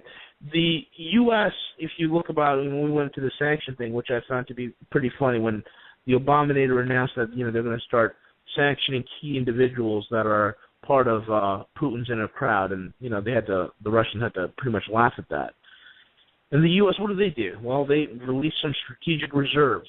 Okay, they released some of the strategic reserves of oil, trying to basically sell the Europeans on the idea that the U.S. supporting, liquid natural gas or and all the EU energy needs, just in case Russians decide to, cut off all the energy to Europe. And to clarify that is this. The Europeans get about 30% or more of their energy needs from the Russians. And the U.S. sold the Europeans a bad bag of goods because the European bureaucrats there in the EU are idiots. They're stupid. Like I told you, folks, these guys can't balance their own checkbooks. They can't run a convenience store, but they're running a nation. So the U.S. convinced these guys, because, we got the best salesmen working for us, that, hey, no problem, support this little NGO subversion takeover of Ukraine, and don't worry about the Russians cutting off the gas supplies, because we have gas supplies over here in the Marcellus Shale and the hydrofracking we're doing all over the place over here in America. We'll be able to supply, and we'll release some of the oil that we have at our strategic petroleum reserves, and that should help alleviate your market. And that was the carrot that the U.S. put on the end of the stick to assure the Europeans that they won't have any sort of an energy crisis when Gazprom decides to, hey, you know what, we're going to cut off supplies. Which, by the way, folks, the Russians have already demanded that the Ukrainians pay their gas bill to the tune of $2 billion, which is owed, right? So we're seeing all these things happen, and in response to the United States saying, hey, you know what, John Kerry and Mr. Barry O saying that we're going to put sanctions on Russian key diplomats. Well, the Russians said, okay, fine, we'll just dump $105 billion of your treasury bonds, and that's exactly what they did on March 12th. They dumped $105 billion worth of our treasury bonds directly on the market. And they don't care, folks. You see, because here's the thing. The borrower is always a servant to the lender. And he who has the gold wins. So there's no problem there. The U.S. aggression is pretty much the final straw. And they will move, and I'm talking about the world, especially the emerging markets. They will move in accordance to contain them and isolate the United States. This is a bad, bad predicament. Okay? When you're having all these trade zones set up, and we don't have any part of it. And folks, earlier in the broadcast, I talked about Syria. I talked about the Ukraine. These are strategic pivot points. Okay? Syria, Ukraine, Turkey, Iran, and the Koreas are strategic pivot points. And these pivot points that we're lost, that we pretty much lost them, these pivot points are the very channels, and I want you folks to listen very carefully to this, what I'm about to say. These pivot points are the very channels from which all the hard assets and resources will flow and are remediated. Folks, Turkey is having massive upheavals. They are moving towards the east every single day. They are realigning. They don't want to do anything with NATO anymore. They don't want to be part of the EU. They don't want any of that nonsense. They are realigning to the east. And Turkey will regain its historical role as a remediation point in a gold-backed trade, as a point of settlement between nations in the trade of goods. You're going to see that happen. It's going to be a strategic pivot point. Crimea, or East Ukraine, folks, as it's going to be called pretty much, will be a strategic pivot point in the whole entire Eurasian trade zone that's emerging. This is huge, huge, massive news. The pipelines, it will be done by the end of next year, the 2015 in Syria, okay, is a pivot point. And guess who's coming on board? We want to talk about strange bedfellows here, huh? Israel is going to be signing agreements with the Russians and the Iranians to partake with the Syrians in this energy deal, because there's some smart people in the Knesset that are starting to wake up, and they're trying to figure out, hey, you know what, being following the bad boy on the block and being the junior bully in the neighborhood, it doesn't quite work out well. And they have some gas rights right off their shore, the same shale gas, the same offshore drilling platforms and the resources that the Syrians have. Israel has access to some of those deposits as well.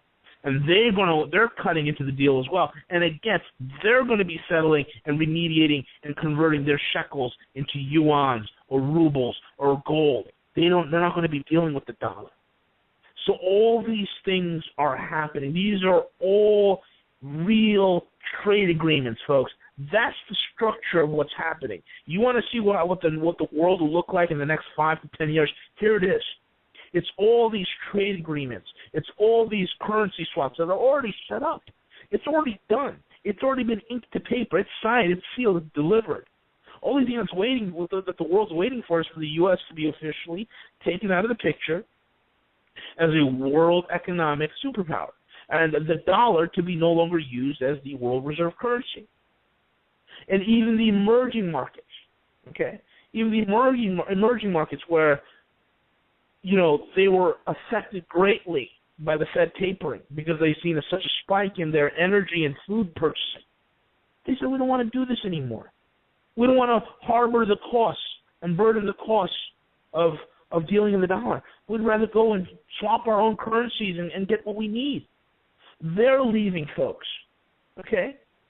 And what's happening in this whole situation, because we've been made to look like idiots, we've been made to look like a rogue nation in front of a global stage, the world is perceiving right now that the Russians are fighting on the moral high ground. And there are many in the world that see the U.S., that we're the tyrants. We're the evil empire now. It's amazing how the roles have flipped from the 1980s. And folks, I'm telling you right now, the Russians are fighting, and this is their mantra. They're fighting for Christianity and Holy Mother Russia. Those are their words, not mine, by the way. And folks, I'm telling you that this is amazing what's happening. Okay, we had Napoleon who conquered all of Europe, and then he turned east, and he faced the Russians, and he got slaughtered. And we had Hitler who conquered all of Europe, and then he turned east, faced the Russians, and he got beat. And we got the U.S. and NATO and the EU, conquered much of the whole world. Now we're turning towards Russia economically and geostrategically speaking, and we're having the can take that of us. This is not going to end well, folks. It's not going to end well at all. Steve or Doug? Yeah, Steve, this is really the culmination, or at least this chapter culminating the plans of the globalists, the Luciferians, the satanic agenda, those people in power, the power brokers. I mean, all we have to do is look at what look at what happened with Libya, Benghazi. No one wants to talk about it. Benghazi. It's amazing that being the third rail of the media and of course politicians. No one can be honest about it.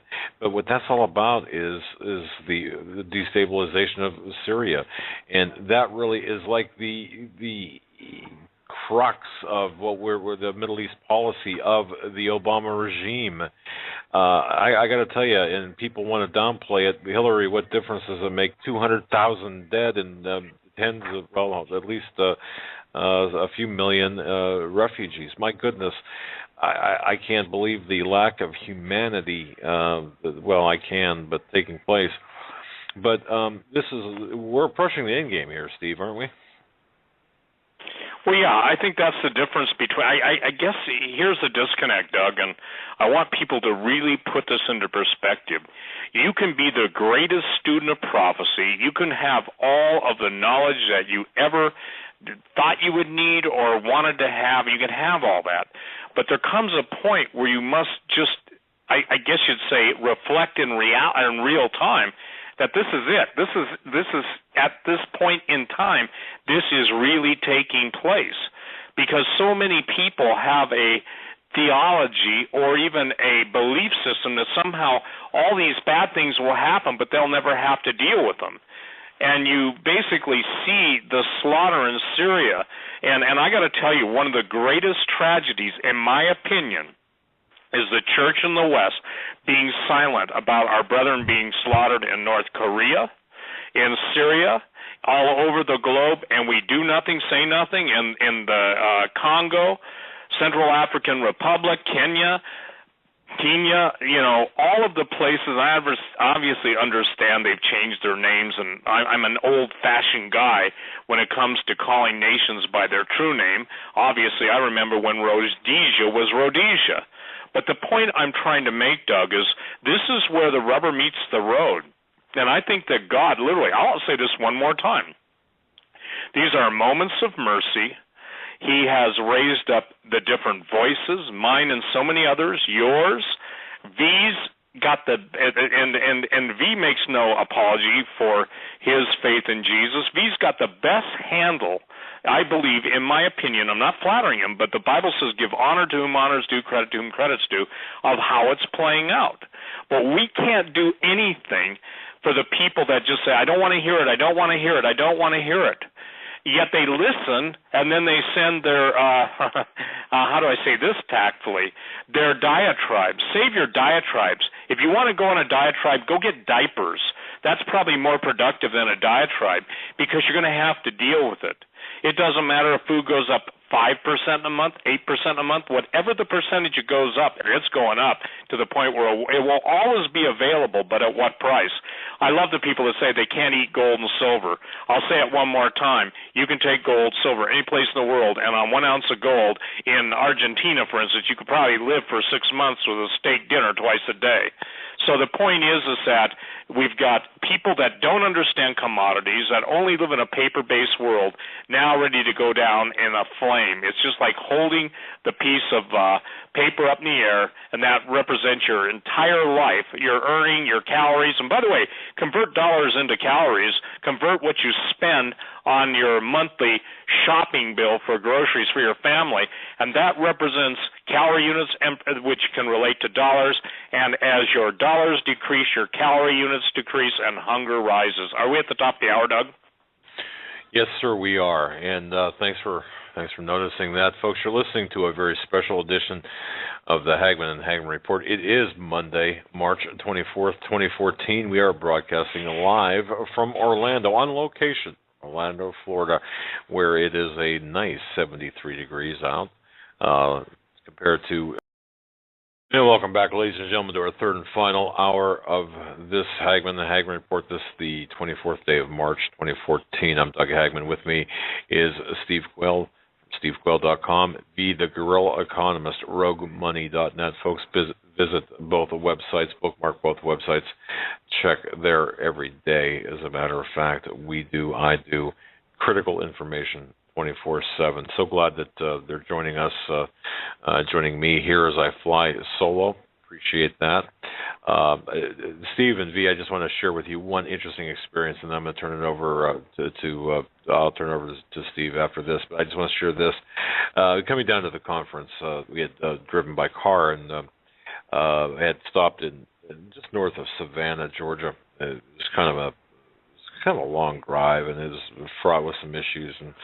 But anyway, we had stopped at somewhat of a rest area just north of Savannah, and of course there were signs all over the place advertising Jekyll Island Visitor Center, or visit, not the center, but information about Jekyll Island.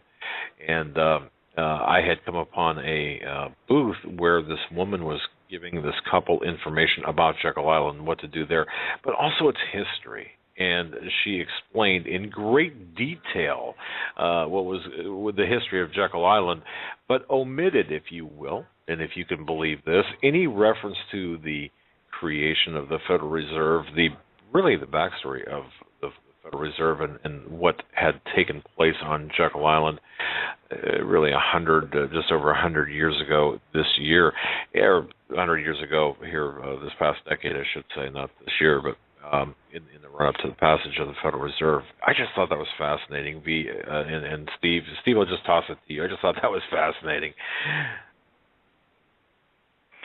Well, we're at a point now. I'm going to turn it right back to V, because I think we're fighting, and I know this for hours and days now. Okay, I don't know if the days turn into hours. Forgive me, the hours will turn into days. But where we go from here, the greatest disconnect I know, and I want B to articulate this because he's really good at this, and I can't do it as well as he can do. There is a dislocation in the cerebral cortex and the cerebellum. In other words, there is a void and emptying of the cranial capacity of Americans to figure out what it means when the dollar dies. V, will you spell it out? Because we're trying to get people out of harm's way. We're not trying to sell them this or sell them that. We're trying trying to get them out of harm's way. But look, if you want to jump in front of the subway, don't gripe at us for trying to keep you on the boardwalk and off the track. So, I'm not kidding you. I'm getting emails. Well, what does it mean to me? Will you tell people what it means when the dollar dies? I evidently can't. I mean, I've got on record. If anybody wants to see what the dollar death would look like, I mean, go on YouTube, type in Weimar Republic, watch some videos, watch some documentaries about what happened to Germany when they hyperinflated to oblivion, okay? Watch that document very carefully, all right, because that's exactly what's going to happen here. We are moving, folks, from a time, and this is what I've been saying for quite some time now, that we are moving into the greatest period of economic transition in the world history. A couple of things ended, folks, okay? The days of U.S. bullying, it's over. It's done. It's finished. It died in Crimea, okay? The dollar is going to die in the Ukraine. It's over with, all right? And when you see that you got to spend $50 for a loaf of bread, the pain's going to hit you. When you look at that, the first hit's going to be gasoline. When you got to pay $10 at the pump, and it's going to hit you, and you're not going to know what to do when you see empty store shelves because there's no trucks that's going to be able to get those foods out there. Okay, this is why I tell people to have some food on hand. I'm not telling you to store 15, 20 years worth of food here. Have at least some food in your house for supply disruptions, which historically happens in every single economic crash. Now, most people don't know this, but I have over 800 years of economic data at my fingertips, and I can see the repetitive pattern over and over again. So it's important that you have the wherewithal in order to transcend this coming time of shortage. We're heading for hyperinflation. Look at what happened in Argentina. That's a perfect case in point recently in 2001. Okay? Food prices go up. The supply chain problems happen, just like in Venezuela, where they devalued their bolivar, I think 2 or 3 times, where now companies that are out there, distributors that are out there distributing goods, they don't want to distribute because they don't know what the price of the good is going to be tomorrow. So they hold on to it, and it creates a supply chain problem. Imagine you waiting online trying to get toilet paper. This is the world, excuse me, that you're going to be living in. The days of, running around in your fancy car and all, that's all over with, folks. The only people that will be able to do that are those in hard assets. Well, you might ask yourself a question, well, Lee, what the heck do you mean? Listen carefully. We are moving from a world of gunboat diplomacy, okay? We're moving from a world of paper and bombs, and we are moving to a world of energy diplomacy. We are moving to a world of hard asset diplomacy. These are the things that are going to define the economic world of this near future that we're moving in transitioning into. If you do not have one of those 2 things, you're done. You're finished. If you're holding paper, if you think you're done, look, let me be honest with you. How many times, okay, you buy a pack of gum? How many of you remember when a pack of gum was a quarter or 50 cents? Now it's $1.50. You're talking about over 100% inflation in the price of gum. I mean, it's unbelievable how you can track how devalued your dollar has become. And you need to understand that unless you begin to take those steps to move out of the dollar, get into hard assets, get into silver, man. It's the cheapest thing to get involved with. Get silver. You got no excuses for it. If you can't get 1 ounce, get junk silver. Buy a few pre-1964 dimes, nickels, quarters, little by little. These are great ways for you to preserve your wealth. And towards the end of the program, I'm going to give you there's an opportunity that I'm going to give you guys, and I've received a ton of emails, via I'm unemployed, via I'm in between jobs, via my company's about to lay me off, via I'm working. I've been at my company for 10, 15 years, but due to all sorts of different circumstances, I need additional forms of income. Folks, there's a business opportunity that one of the oil gurus that I've met with has offered, and I'm going to offer it to any single person, and it doesn't cost you a penny. It is completely legit. It's so legitimate that Forbes magazine wrote an article about it, okay? That's how clear-cut and honest this system is. And if towards the end of the program, email me. I'll tell you all about it. This is for people who need an additional form of income, who need a help to start creating money that you can use to start buying some of these hard assets that we're talking about. That me and Steve always try to hammer into your heads what real wealth and real money is all about.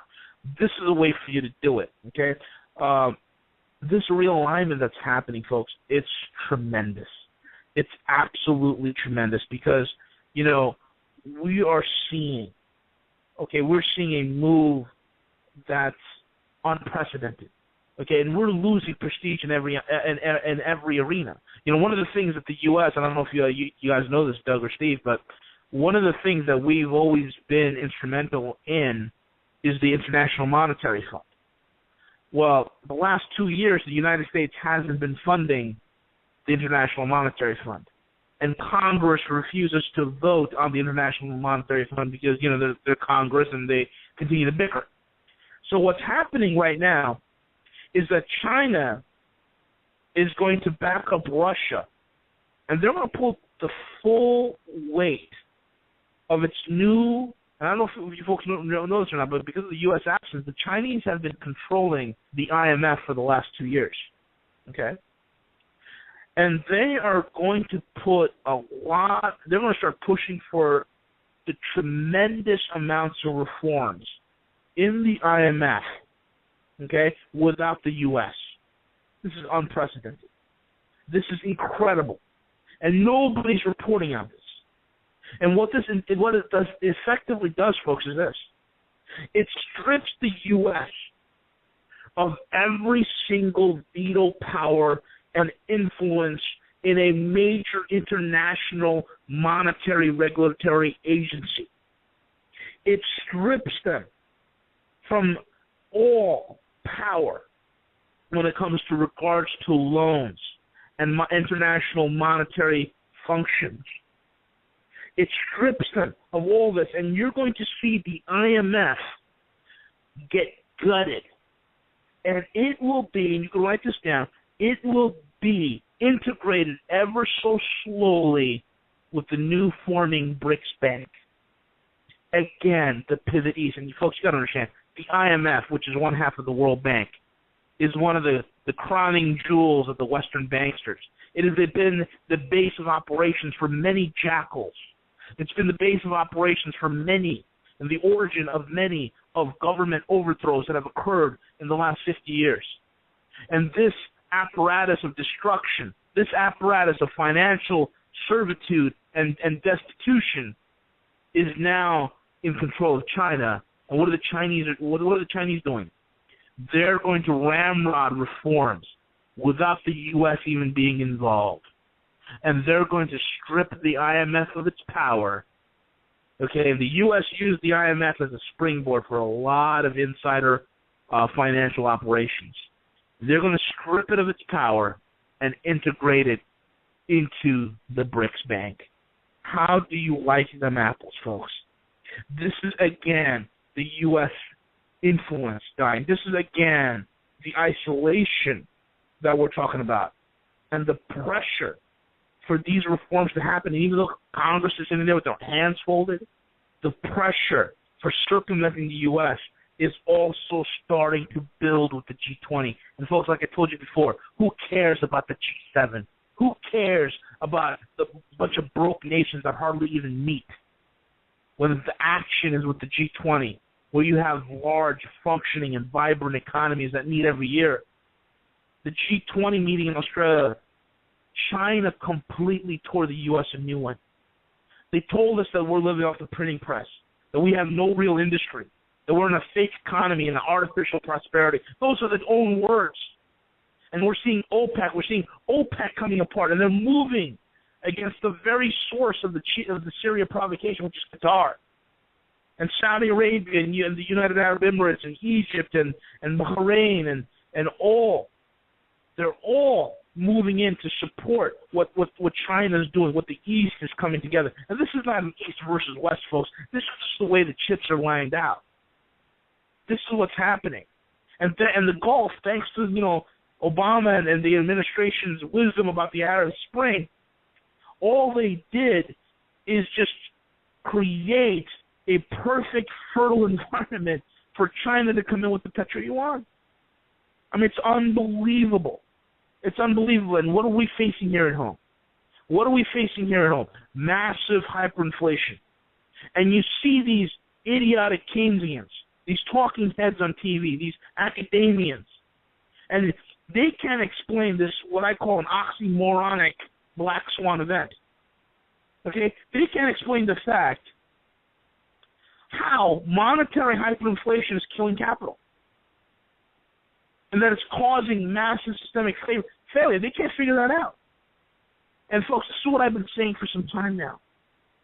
Traditional mechanics of money have been destroyed in this country, and it will remain so long as the Federal Reserve is functioning. Okay, any sort of mechanics of money has been thrown out the window. Thus, you cannot rely on the Dow. You can't rely on the S&P or the NASDAQ. The sad reality is, folks, since 2008, there's been zero capital formation for new businesses. Since 2008. All the creative money has been dumped into black holes called bank derivatives and toxic bond purchases. And fiat, and this is what kills me on fiat, it's a failed system. It's never worked. It's always studied incredibly well, but it's never fixed. And it's horrible. And there's the worst track record. And because of what's happening with us and our Ponzi scheme fiat system, that's done nothing but create unsustainable debt. It's done nothing but absolutely create toxicity and baseless speculation that provokes bad investment and create inflation. That's all it's been doing. Now, couple that with all the actions we've been taking in the Ukraine and in Syria, we are being singled out. We are being singled out as the main source, as a rogue nation. We're being cited, caught red-handed, as the very source of every financial fraud, the source of every bond fraud, the source of real estate fraud. We are being cited as the source, and this is coming from BaFin, regulatory agency in Germany, and the Bundesbank, and Interpol is starting to trace that link back from Germany over to the United States, and we're being cited as the source for the gold manipulation and the fraud in the gold market. We're being cited as a source for global price inflation. We're being cited as a source for behind every single war aggression, and we're being cited as the source for every single political upheaval that's occurring in the world today. It's all being traced back to us, and the world is sick of it, and frankly, so am I. Ukraine, folks, is the tipping point. Ukraine is where the dollar goes to die. And like I said before, this idiotic maneuverings, this desperate people doing stupid things. Look at France. France wants more sanctions on Russia. Meanwhile, France, a crazy country led by a moronic socialist who can't even run a lemonade stand. France, a country that is dependent on 25% of its energy needs on the Russians. Germany has 40% of its energy needs that are energy dependent on the Russians for 40% of the energy. Italy is 30% dependent on the Russians. And folks, this is the thing. Pivot East is accelerating. And as vast as I'm speaking to you, vast sums of cash is being drained from New York and London, and as well as major amounts, like I said before, 1,000 metric tons of gold being drained from London. And Russian companies right now, folks, that have been doing business with U.S. banks, they're starting to, take all their money out. They're creating solvency issues for U.S. banks because they don't know what this administration is going to do next. Plus the fact that Moscow is starting to toughen up a little bit. And this is the thing. You want to talk about another issue here? You want to talk about what Germany thinks about this whole thing? Germany is very interesting. It's the largest economy in Europe. And the Germans are kind of PO'd. You know why they're PO'd? Here's why they're really PO'd, pissed off. The U.S. went ahead and stole 33 tons of Ukrainian gold immediately. And I want you folks to realize this. You can see a pattern. We go into Libya, we overthrow the government, we take the gold. We try to go into Syria, we try to overthrow the government, we're trying to get the gold, didn't happen. We go into Ukraine, we take over the government, we overthrow it, instill puppet, we take the gold. Do you see, wherever we go after the gold. But the banksters tell you gold is worthless. You see, when the Ukrainians had 33 tons of gold stolen at 2 a.m., loaded onto a military aircraft, driven by unmarked vans with armed thugs, loaded onto a military transport plane and flown across with the blessings and clearances of the Ukrainian acting prime minister. Keyword on acting. It was flown to the New York Fed. The Germans went ballistic. They said to the U.S., and my sources have said, that the Germans were absolutely infuriated that they could not get back the 300 metric tons they left at the New York Fed. That they were only able to get back 5 metric tons, and the U.S. said, oh, we can't deliver it to you because we have logistic issues. And the Germans said, well, you seem to have no logistic issues stealing 33 tons of Ukrainian gold. There seems to be in one night, there seems to be no logistic issues there. Where do you think the Germans are going to cozy up to after this slap in their face? Do not think for a second that any of the actions by our country has gone unnoticed by the Germans. It's amazing, folks. These banksters and the leaders here have no shame. And wherever the U.S. goes, folks, it's the gold that they're after every single time. Why? Because right now, like I said earlier, we are in a hard rush for hard assets. And I'm telling you, when this pillaging is done in the Ukraine and it subverts back into a wasteland, the world will see what happens with countries that backs the U.S. that go along with the bankster programs, and they will have nothing to do with it. At that point, it's going to be too late. And right now, you have a window of opportunity open and some options open that's going to allow you to get out of the situation you're in. Folks, now is the time. You can't be in paper. I mean, I don't know how some people sleep at night. They have hundreds of thousands of dollars sitting in a checking account. I mean, you're kidding me. It's insane. How do you sleep at night? People ask me all the time, well, how do you sleep well at night knowing all this? Simple. I don't have nothing in the market. It's that simple. I'm 90% in metals. I'm not ashamed to admit it. That's what people have to start thinking. They need to start realigning and understanding what's really going on, the bigger picture. You're not myopic. No man is an island. Do not look at the forest. Do not look at the tree and miss the whole entire forest. You've got to see what's happening around you. Steve. Well, I think what you're saying, V, I want to read something by Ugo Bardi, and I just posted it. I don't know if you've read it, ladies and gentlemen, but it's called Peak Gold, How the Romans Lost Their Empire. And this was written before V went on the air. He hasn't even read this yet, but I want to read something because what he just said is so spelled out in the rise and fall of Rome. And if you've ever seen any of the gold Roman coins, they're very, very neat. I used to basically sell a lot of the gold and silver Greek and Roman coins. I got out of it just simply because some really wealthy people started buying up everything. They packaged it and sold it kind of as a security, and then the bottom fell out. I'm talking like 20 years ago. But let me read this to you. This is by Ugo Bardi, and you want to read this, ladies and gentlemen? The most important thing you will ever read on gold and how the Romans lost their empire. I'm going to quote this. Eventually, everything that humans do is based on some form of belief or what has value in this world. The Romans saw gold and silver as stores of value. For us, there is a belief that bits generated inside computers are stores of value. But we may be sorely disappointed. Not that there will ever be a peak bits as long as there are computers around, but surely a major financial collapse would not just impoverish us, but most of all, it would disrupt our capability of controlling the energy resources we need so desperately. Ladies and gentlemen, why V said Ukraine is where the dollar goes to die? It's all about energy. Now listen to this.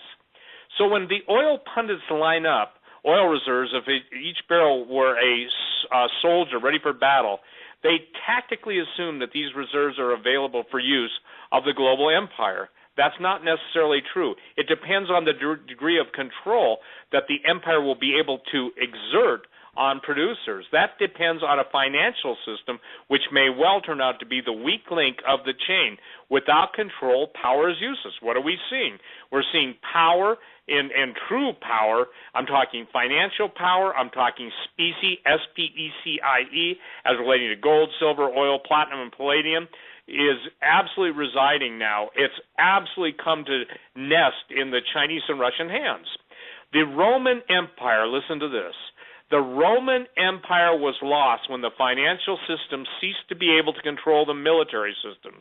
When the Romans lost their gold, everything was lost. In our case, it may well be that we will lose our ability to control the military system before we actually lose our ability to produce energy from fossil fuels. If the dollar loses its predominance in the world's financial system, then producers may be tempted to keep their oil for themselves. That's what V just said. That will keep their dollars for themselves. And ladies and gentlemen, at least not so enthusiastic anymore in allowing the empire to access it. That's us. How are we going to pay? What's happening today in the Ukraine may be a very first symptom of the impending loss of global control. And this article is so amazing because it starts out with the fact that a Roman aureus, A-U-R-E-U-S, minted by Emperor Severus in 193, the Common Era, at nearly 8 grams of gold. The aureus was truly an imperial coin, the embodiment of Rome's wealth and power.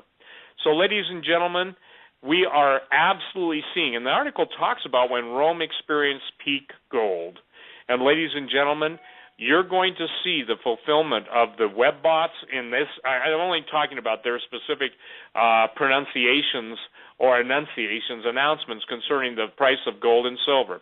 Because once it breaks, and V and I know from our independent, not known to each other's sources, it's important that you understand that, independent of each other, that when it breaks, there'll come a time where people will panic to get what they can get. But there will also come a time, and I'm talking days after the panic begins, where there will be no one willing to trade your gold or silver. And someone says, well, they're just going to come take it away. That's why you have to be creative. It's one thing to be creative, it's another thing you must have the creativity to both acquire it and get what you can. Now, for those of you that are, and I'll let V talk about this program that he has for helping to generate wealth, but one of the best ways that I know is that as times get tougher, people are going to be forced to sell everything from sterling silver. They're going to be forced to sell all sorts of things. What would be good for all of you to do that have computers is start to see what has value. Go to some of these pawn shops, by the way, not pawn shops, but garage sales or estate sales, and start doing your homework. Look up furniture on eBay and go to the highest price first, because you can't believe what a crummy old chair from the 1700s is worth. And when I say a crummy old chair, I'm not a furniture collector. But one of the things I'm trying to tell you is avail yourself of the opportunity now. Learn what has value. And the problem with most Americans, they don't have street smarts when it comes to value. My definition of street smarts is knowing how to trade A for B to get C, knowing what the market will bear. A real simple way for a sportsman, if it's a buck a round for a 308 round right now, or a buck and a half for a federal 168 grain match bow tail, then what's it worth in a panic situation? That happens to be a specific round. What is it worth, ladies and gentlemen, for a course of a Z-Pack, erythromycin? You know, there's so many things you can start to think of, but to generate cash, there are absolutely treasures given away, and I'm talking about given away. Steve, did we lose Steve? V, can you hear me all right? I can hear you loud and clear. All right. And I'm looking here, and it appears that Steve is still on. I just can't. His audio just dipped out. Well, I'll tell you what. Go ahead, V. Pick it up from there. Steve is still on with us, but something happened to his audio. I'm not sure exactly what. Just go ahead and continue. You guys were on a roll here. Just finish Steve's thought, I believe. Yeah, definitely. The whole thing what Steve's saying is, when you really break down what you spend, you really break down what you spend on cable or internet, or you spend on the data plan for your smartphone, or you going out to see a movie, or going out to eat dinner. There, when you break down your expenses, there's always going to be some cash left over. And if you take the cash left over and you're able to save it, you're able to purchase real hard assets. And I'm telling you, the cheapest thing you can get yourself involved with to really protect your wealth is silver. You can get 1 ounce silver coins, or you can get the chunk silver, also known as bank silver, and that's the pre-1964 U.S. coins, which have great strategic value, by the way, because when you're carrying that around, it looks like you got something from Grandma's mason jar. But here you have pre-1964 silver coins that are 90% silver. They're very cheap to get into. These are just some of the little ways, folks, that you can do to serve, to basically preserve your wealth. Because that's what this whole thing is about. You have to be prepared for the transitions. He who has the hard asset wins. Okay, and it doesn't mean that you're excluded, okay? But the most important thing above all of this is having faith. And having faith in Jesus Christ is the most important thing in this whole equilibrium. And I've said it some time ago that Jesus is the ultimate prep. And unless you have him, you don't have anything at all. That's the key here, folks. We serve a God who is a miracle-working God. We serve a God who can bring water out of a rock. We serve a God who can provide manna from heaven and take care of your every single need. So pray. If you're, that's the most important prep. If you're in a bind financially, pray about it. See what God does. See what doors open up, and see how he is able to position you and put the right people in your life that can help you, or even miraculously and supernaturally provide for you. I mean, how often have I heard from speaking to missionaries how their needs were miraculously met. Food found directly underneath a chair where a gentleman was sitting when he was praying for food because he hasn't eaten all day. And there is a miraculously prepared food appearing right underneath his chair. I mean, this is the type of thing we're talking about. In spite of all the talk about prepping and financial planning and all these things, do not for 1 second forget who it is and whom you serve, because we serve a God that spoke and the universe leapt into existence. We serve a God who is a miracle-working God, and when he said that he gives you power to tread on serpents and scorpions and over all manner of the enemy, folks, that's not some idle word he's saying. That's real power, real authority, and it's in that authority you need to trust, because I, for 1 second, do not think that when the Bible says that in the last days the enemy, the devil, will come upon the earth with great power, that the church is going to go out singing, hold the fort. No. I think the greatest times are ahead for a Christian, and we need to understand who we are in him. We need to live a life of faith. We need to not operate in fear, but in faith. We need to have that bulldog determination where we can look the enemy in the eye and say, bring it on, devil. That's the type of attitude that we need to start developing now. We don't need to fear anything that comes our way. What we need to do is prepare for the things that God will bring. We need to prepare for the times that are at hand, but at the same time, for those who cannot prepare, understand, believe totally and entirely that you serve an awe-inspiring God. You serve a miracle-working God. You serve a God of power, and that you serve a God who cares about you. And his word says, cast all your cares upon me, for I care for you. And that, folks, is the end of the day. That's the blessed hope. That's the blessed hope, because unless you have Christ, you have nothing. Jesus Christ is in the center of my prep. That's the most important thing, folks. Jesus Christ is the center of my financial plan and my financial outlook. That's the crux of the message, folks. And unless you have him, you have nothing. You have nothing. Operate in faith. Don't worry about the fear. Pray to the Lord. Walk in the supernatural. Walk in the power. Walk in the authority that he's given you. We don't need to worry about the devil and all his antics. The devil's a punk. He is a punk. And the elites that serve him, I've never seen more zealot group of people that love playing for the losing team. That's what these elites are. They're a bunch of has-beens. They're a bunch of losers on a losing team. We've won this thing, folks, before this whole thing even starts. And that's what people need to understand. Doug, is Steve back on? Well, let me check. Steve, are you there? I've got you as a green light. Are you there? Can you hear me? Yeah. We can indeed, okay. Steve. I'm glad you're back. Well, I don't know what happened, but hey, it's just the course of typical behavior. I want to echo what Dee said. There's a promise that is so pertinent to all of us. Not only casting all our cares upon him, Jesus, because he cares for us.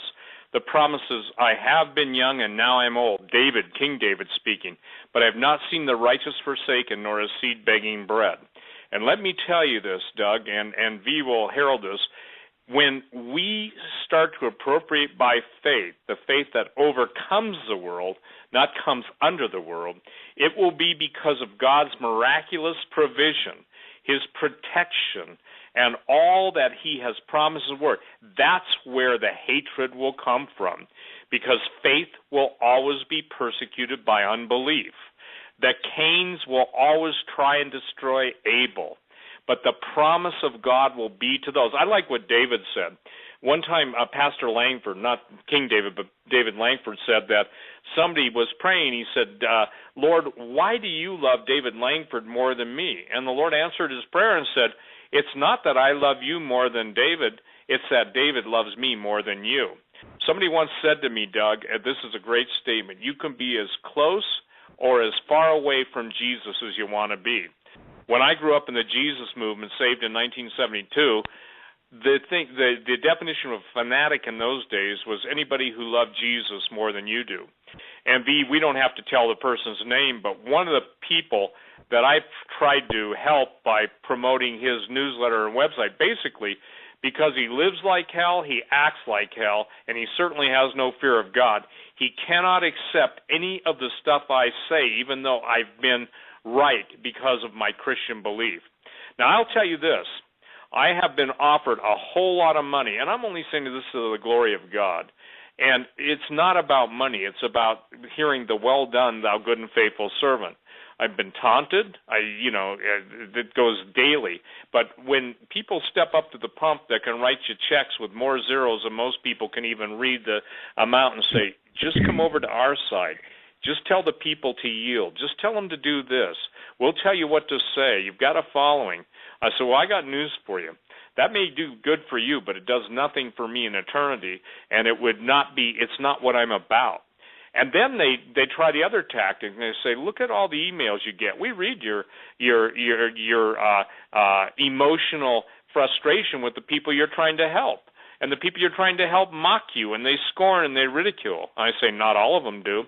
So while they're playing psych games with my head, I want you to know, ladies and gentlemen, what we're giving you is definable, actionable intelligence. And when I'm saying intelligence, we can't help your intelligence, but we can give you intel to hopefully give you information, and we can try and give you collective years of wisdom. I used to trade big-time numbers in the silver and gold market. I don't so much anymore, but big-time, when you got multi-million-dollar positions on, and I'm my own trader. I don't trade for other people, or mostly, only very, very close friends. I'm not a licensed option or stockbroker or anything else. I'm a legal dealer. But the point I'm trying to make is is that I always hear the criticism, well, you can't eat your gold, you can't eat your silver, yet why is it that that same criticism doesn't carry through when people invest everything in a lie perpetrated by man, in paper and financial instruments, obviously authored in hell? Why is it that you trust everything that you have worked for all your life to entities that hold you in contempt? And you've heard V talk about the way they talk about the average investor, that the stockbroker calls on the phone and wants to push this, that, or the other stock, and they hold you in total contempt. Here's the deal. The proverb says, a fool and his money are soon parted. But what people don't understand is that if you can't touch it, you don't own it. And what's happening now is the Chinese and Russians are setting into motion physical barriers to fraud, because they want to start out with a new platform. And 70%, isn't it funny, V, that basically they're already acting, both China and Russia, like the U.S. doesn't exist? Do you think that's because they know we're not going to in any way, shape, or form once they initiate their trigger events? And again, it's that close, Doug. It's that close. Go ahead, V. You hit the nail on the head, Steve. You hit the nail on the head. They act as if we don't exist. You're absolutely 100,000% correct. I just wanted to say that. You know what? Well, again, a bunch of broke. Go ahead, Doug. I'm sorry. Well, Steve. I mean, in V too. I think the consensus is this, and I think a lot of people believe, or at the end of the day, that they're going to believe incorrectly that everything that happens with respect to the killing of the U.S. dollar is a result of some cosmic accident, and it's not. This has been in the works for a long time. Isn't that correct, Steve? Yeah, it is. I mean, it's plotted, it's planned, it's scripted. I mean, I just read to you one of the emails from, forgive me, not one of the emails, but one of the prophecies from Dmitry Duduman that was given a whole long time ago. And what's critical, and by the way, V, I guess somebody just sent me an email claiming that, according to Mark 11, the Senate with Reid and McConnell have voted to relinquish U.S. control of the IMF. Well, let me read between the lines. They didn't vote to relinquish it. They obviously saw the handwriting on the wall, and basically someone dictated to them their vote. So as V was talking about the U.S. losing control of the IMF, isn't it amazing that I guess at the same time V said it? This is what Rain, R-E-I-N, sent me. He said, please tell V that Congress voted in the IMF tonight. The vote was posted when you guys started talking. Isn't that amazing? Wow. Folks, we are in the midst of it. Remember, I told you, April is going to be a big date. We're talking about a paradigm shift towards the end of April. And May, Russia signs the biggest gas deal in world history with the Chinese in May. It's over. It's over. It's done. That's it. I mean, they just relinquished the IMF control tonight. It's done. It's done. That means they're going to ramrod every single reform internally, globally, putting it into the reserve currency status. That's it. It's over. It's important that people understand, too, that, again, Doug, this is what we're trying to say. Food first. If someone says, I've got $1,000, should I buy silver? My answer is no. Buy food, because the food is going to be, number one, harder and harder to acquire, number two, more dangerous by its genetic alteration and stuff. And the people that mocked and scoffed and ridiculed those who bought the long-term storage food from 10 years ago, 13 years ago, 5 years ago, those people that bought that food to much ridicule, scorn, and even their mate, their husband or wife's, anger in some cases, you realize that some of the safest food on the planet, it was before a lot of the GMO manipulation. Here's the deal, ladies and gentlemen, and this is probably going to be, 5 minutes. I'll turn it over to V to close. But you are a casualty of the kingdom of lies. The kingdom of lies when you turn on the radio in most cases, when you turn on the television, when you read the papers, newspapers, articles. What are you sold? You're sold some new product with some sexy thing, or in this case, Nabisco selling same-sex marriages as being wholesome, Whatever that has to do with the quality of their food, I don't know. I would think that will backfire against them. By the way, that's a real advertising campaign. When you look at the ancient history that I write about, now it becomes headlines every day. Do you think maybe the Lord is trying to warn his people? If God, in his mercy, in his love, in his salvation, in his compassion, in his intervention in his life, our lives, says his people are destroyed for lack of knowledge, I can't do anything about that except pray, believe the intercessors to pray, that your hearts will be open, the eyes of your understanding will be open, and that you'll start to grasp the serious nature of this. I believe that God will take the loaves and fishes of the people who are preparing and multiply them as needed. I believe that God will lead the people who are looking to him to the places of refuge. I don't know where they are. How could I know where they are? If I knew where they are, the enemy would know where they are, and just simply because, they're not visible yet. And if God needs to put his canopies and domes around us, listen, you see the difference between the house that's still standing and the houses that are wiped out to the right and left and to the east and west of people. You've probably seen some of those ones in fires. It's amazing. I've heard the testimonies of some of the people that own the houses. They were praying people. Anoint your apartments, anoint your homes. Anointing means take oil. Just as the children of Israel had to apply the blood of the lamb using the hyssop to their doorposts and lintels, do it. It's an act of faith. And then trust God. I still stand on this basic premise. I will do everything I know to do, believing God to do the impossible and knowing that I can't do the impossible, therefore I don't have to try. So the simplest step of faith can be rewarded with the greatest bounty of harvest. How does it apply in the food realm? Simple. Yes, for $5.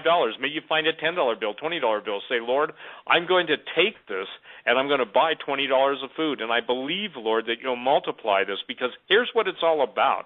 It's not about me having calories and everybody else not having calories. It's about being able to feed the people that God wants me to feed. And someone says, well, what happens to your storage food if somebody kills you before you get to eat it? These are the kind of questions I get. Real simple. Then somebody else will get the fruit of my planning. And see, that's what we're trying to talk about tonight, ladies and gentlemen. When V tells you about the shortage of supply in gold and talks to you about the shortage in supply of silver, I'm fortunate and pretty, I can say this honestly, on a daily basis, I can pretty well get a handle. Do I know to the last ounce? No. Do I have, but I'm within 1 or 2% of knowing how much total silver, gold, platinum, and palladium. And by the way, Tyler Durden, just at Zero Hedge, said, hey, everybody's looking at palladium. Palladium's the best play in the block because the Russians control it. And last time the West and Russia got into a contest to see whose bladder was fuller. How's that for tactful? The thing is that palladium jumped up dramatically into the $1,000, $1,100 range. So the point is that having something beats having nothing. And I cannot handle, and I say I won't do it, and sure enough, I'll get another one. The basis of 401ks, IRAs, KEOs, and 401ks isn't to put them into gold or silver and leave the gold and silver with somebody else. The purpose is to sell them, get your money, get your product, and have it in hand. And it's fascinating to me, V. I still run up against that day after day, week after week. The point is that having it in someone else's control. And here's what it boils down to. I think I've said this before, Doug, but it needs to be reiterated. The reason most people don't take control of their finances is out of fear. Would you say that's true, V? They don't want to be responsible. And I find it after, 30-some plus years in the metals business, the number one thing is I have people that will openly, almost I'd call it gallows humor, laugh at losing $400,000 or $500,000 in the stock market. I'll ask them how old they are. They'll say 62. I said, do you really think you can make back your $400,000 or $500,000 that you lost over those 30 years of work? You see, this is where the word value, because we've become a valueless nation, because our roots do not go down into what I would call biblical and righteous morality. When the press of the world is claiming, and go on Drudge right now and see the headlines, I'm not making it up, but when they're claiming that this is the most hostile administration towards Christians, and Vladimir Putin is on record as saying he's going to defend the Western Christian faith, ladies and gentlemen, what's wrong with that picture? I think personally you'll see either Russians or Chinese float the complete dossier on the president and his lead cabinet members at about the same time they sink the dollar. Why will they do that?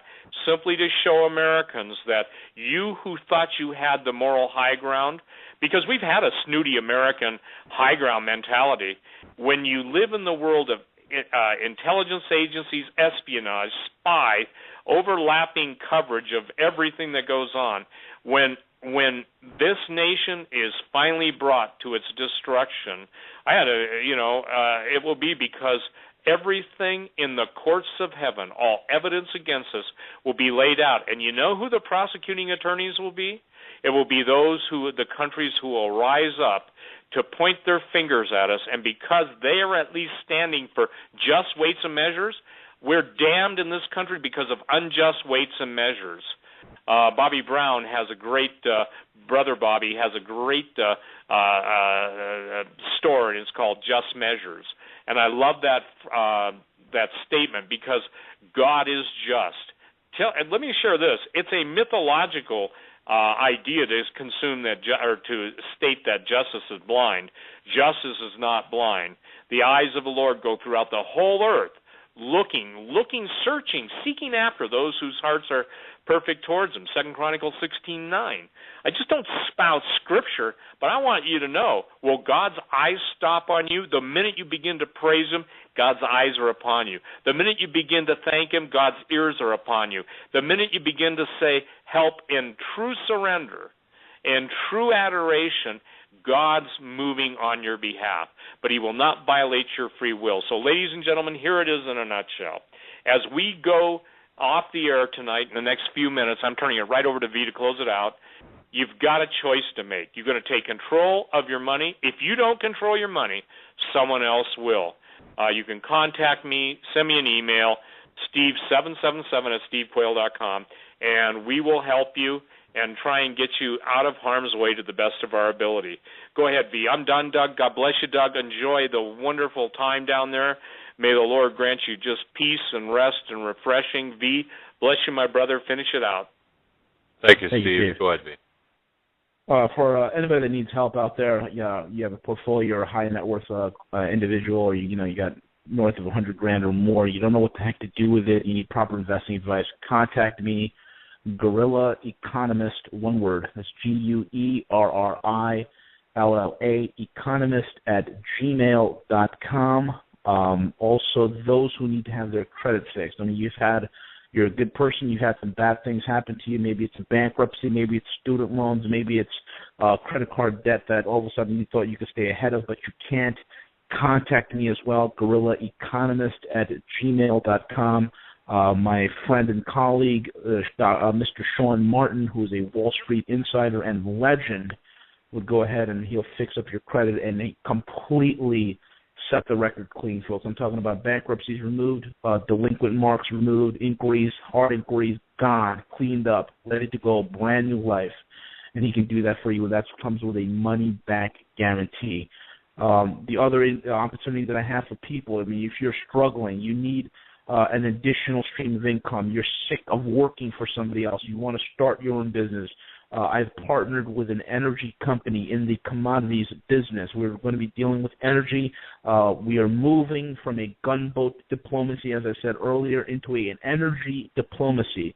Energy will always be there, folks. It is the language. It is the currency of international trade and diplomacy. If you want to be a part of this startup, it doesn't cost you anything. It'll actually save you money on what you're doing currently in terms of your current service. It's a great opportunity for you to get involved. Again, it has zero risk, zero cost. It's a great opportunity. Contact me, GuerrillaEconomist@gmail.com. Also, folks, join the website, roguemoney.net. It's only $2.99 a month. For a $10 initial payment, it's $2.99 a month. And you're going to get front row seats. You're going to get insider information every day. I have people who have been in the financial field for decades, insiders, Wall Street, derivative traders, giving me emails, sending me emails saying, "Hey man, your stuff, I can't believe I'm only paying $2.99 a month for this type of information." People have said this is worth. People were shocked. They thought I should be charging them $10,000 for this type of information, but it's $2.99 a month, folks, for the type of intel you're going to be getting. I write a lot of exclusive articles there. So again, contact me for the business opportunity. Contact me to get your credit fixed. Contact me for consultations, and join the website roguemoney.net. Doug. V, I want to thank you very much. Of course, ladies and gentlemen, that's V, the Guerrilla Economist, good friend of the show, terrific person, brother in Christ, and definitely a warrior for truth. V, thank you so much for your time. I really appreciate that, my friend. Thank you, Doug. Have a blessed night, my friend. All right, brother. Thank you so much. All righty. Folks, that'll do it for us tonight on this, the 24th day of March, 2014. I'm Doug Hagmann, down in Orlando, Florida, for the Prophecy in the News Conference, which will be starting on Friday. Those registered for the conference, we hope to see you. Both John and I hope to see you there. And for tomorrow, Wednesday, Thursday, and Friday, we're going to be handling both rebroadcasts and some interviews that we will do. So it's going to be a mix. Just check with our website, HomelandSecurityUS.com. In the meanwhile, stay safe, and until next time, God bless.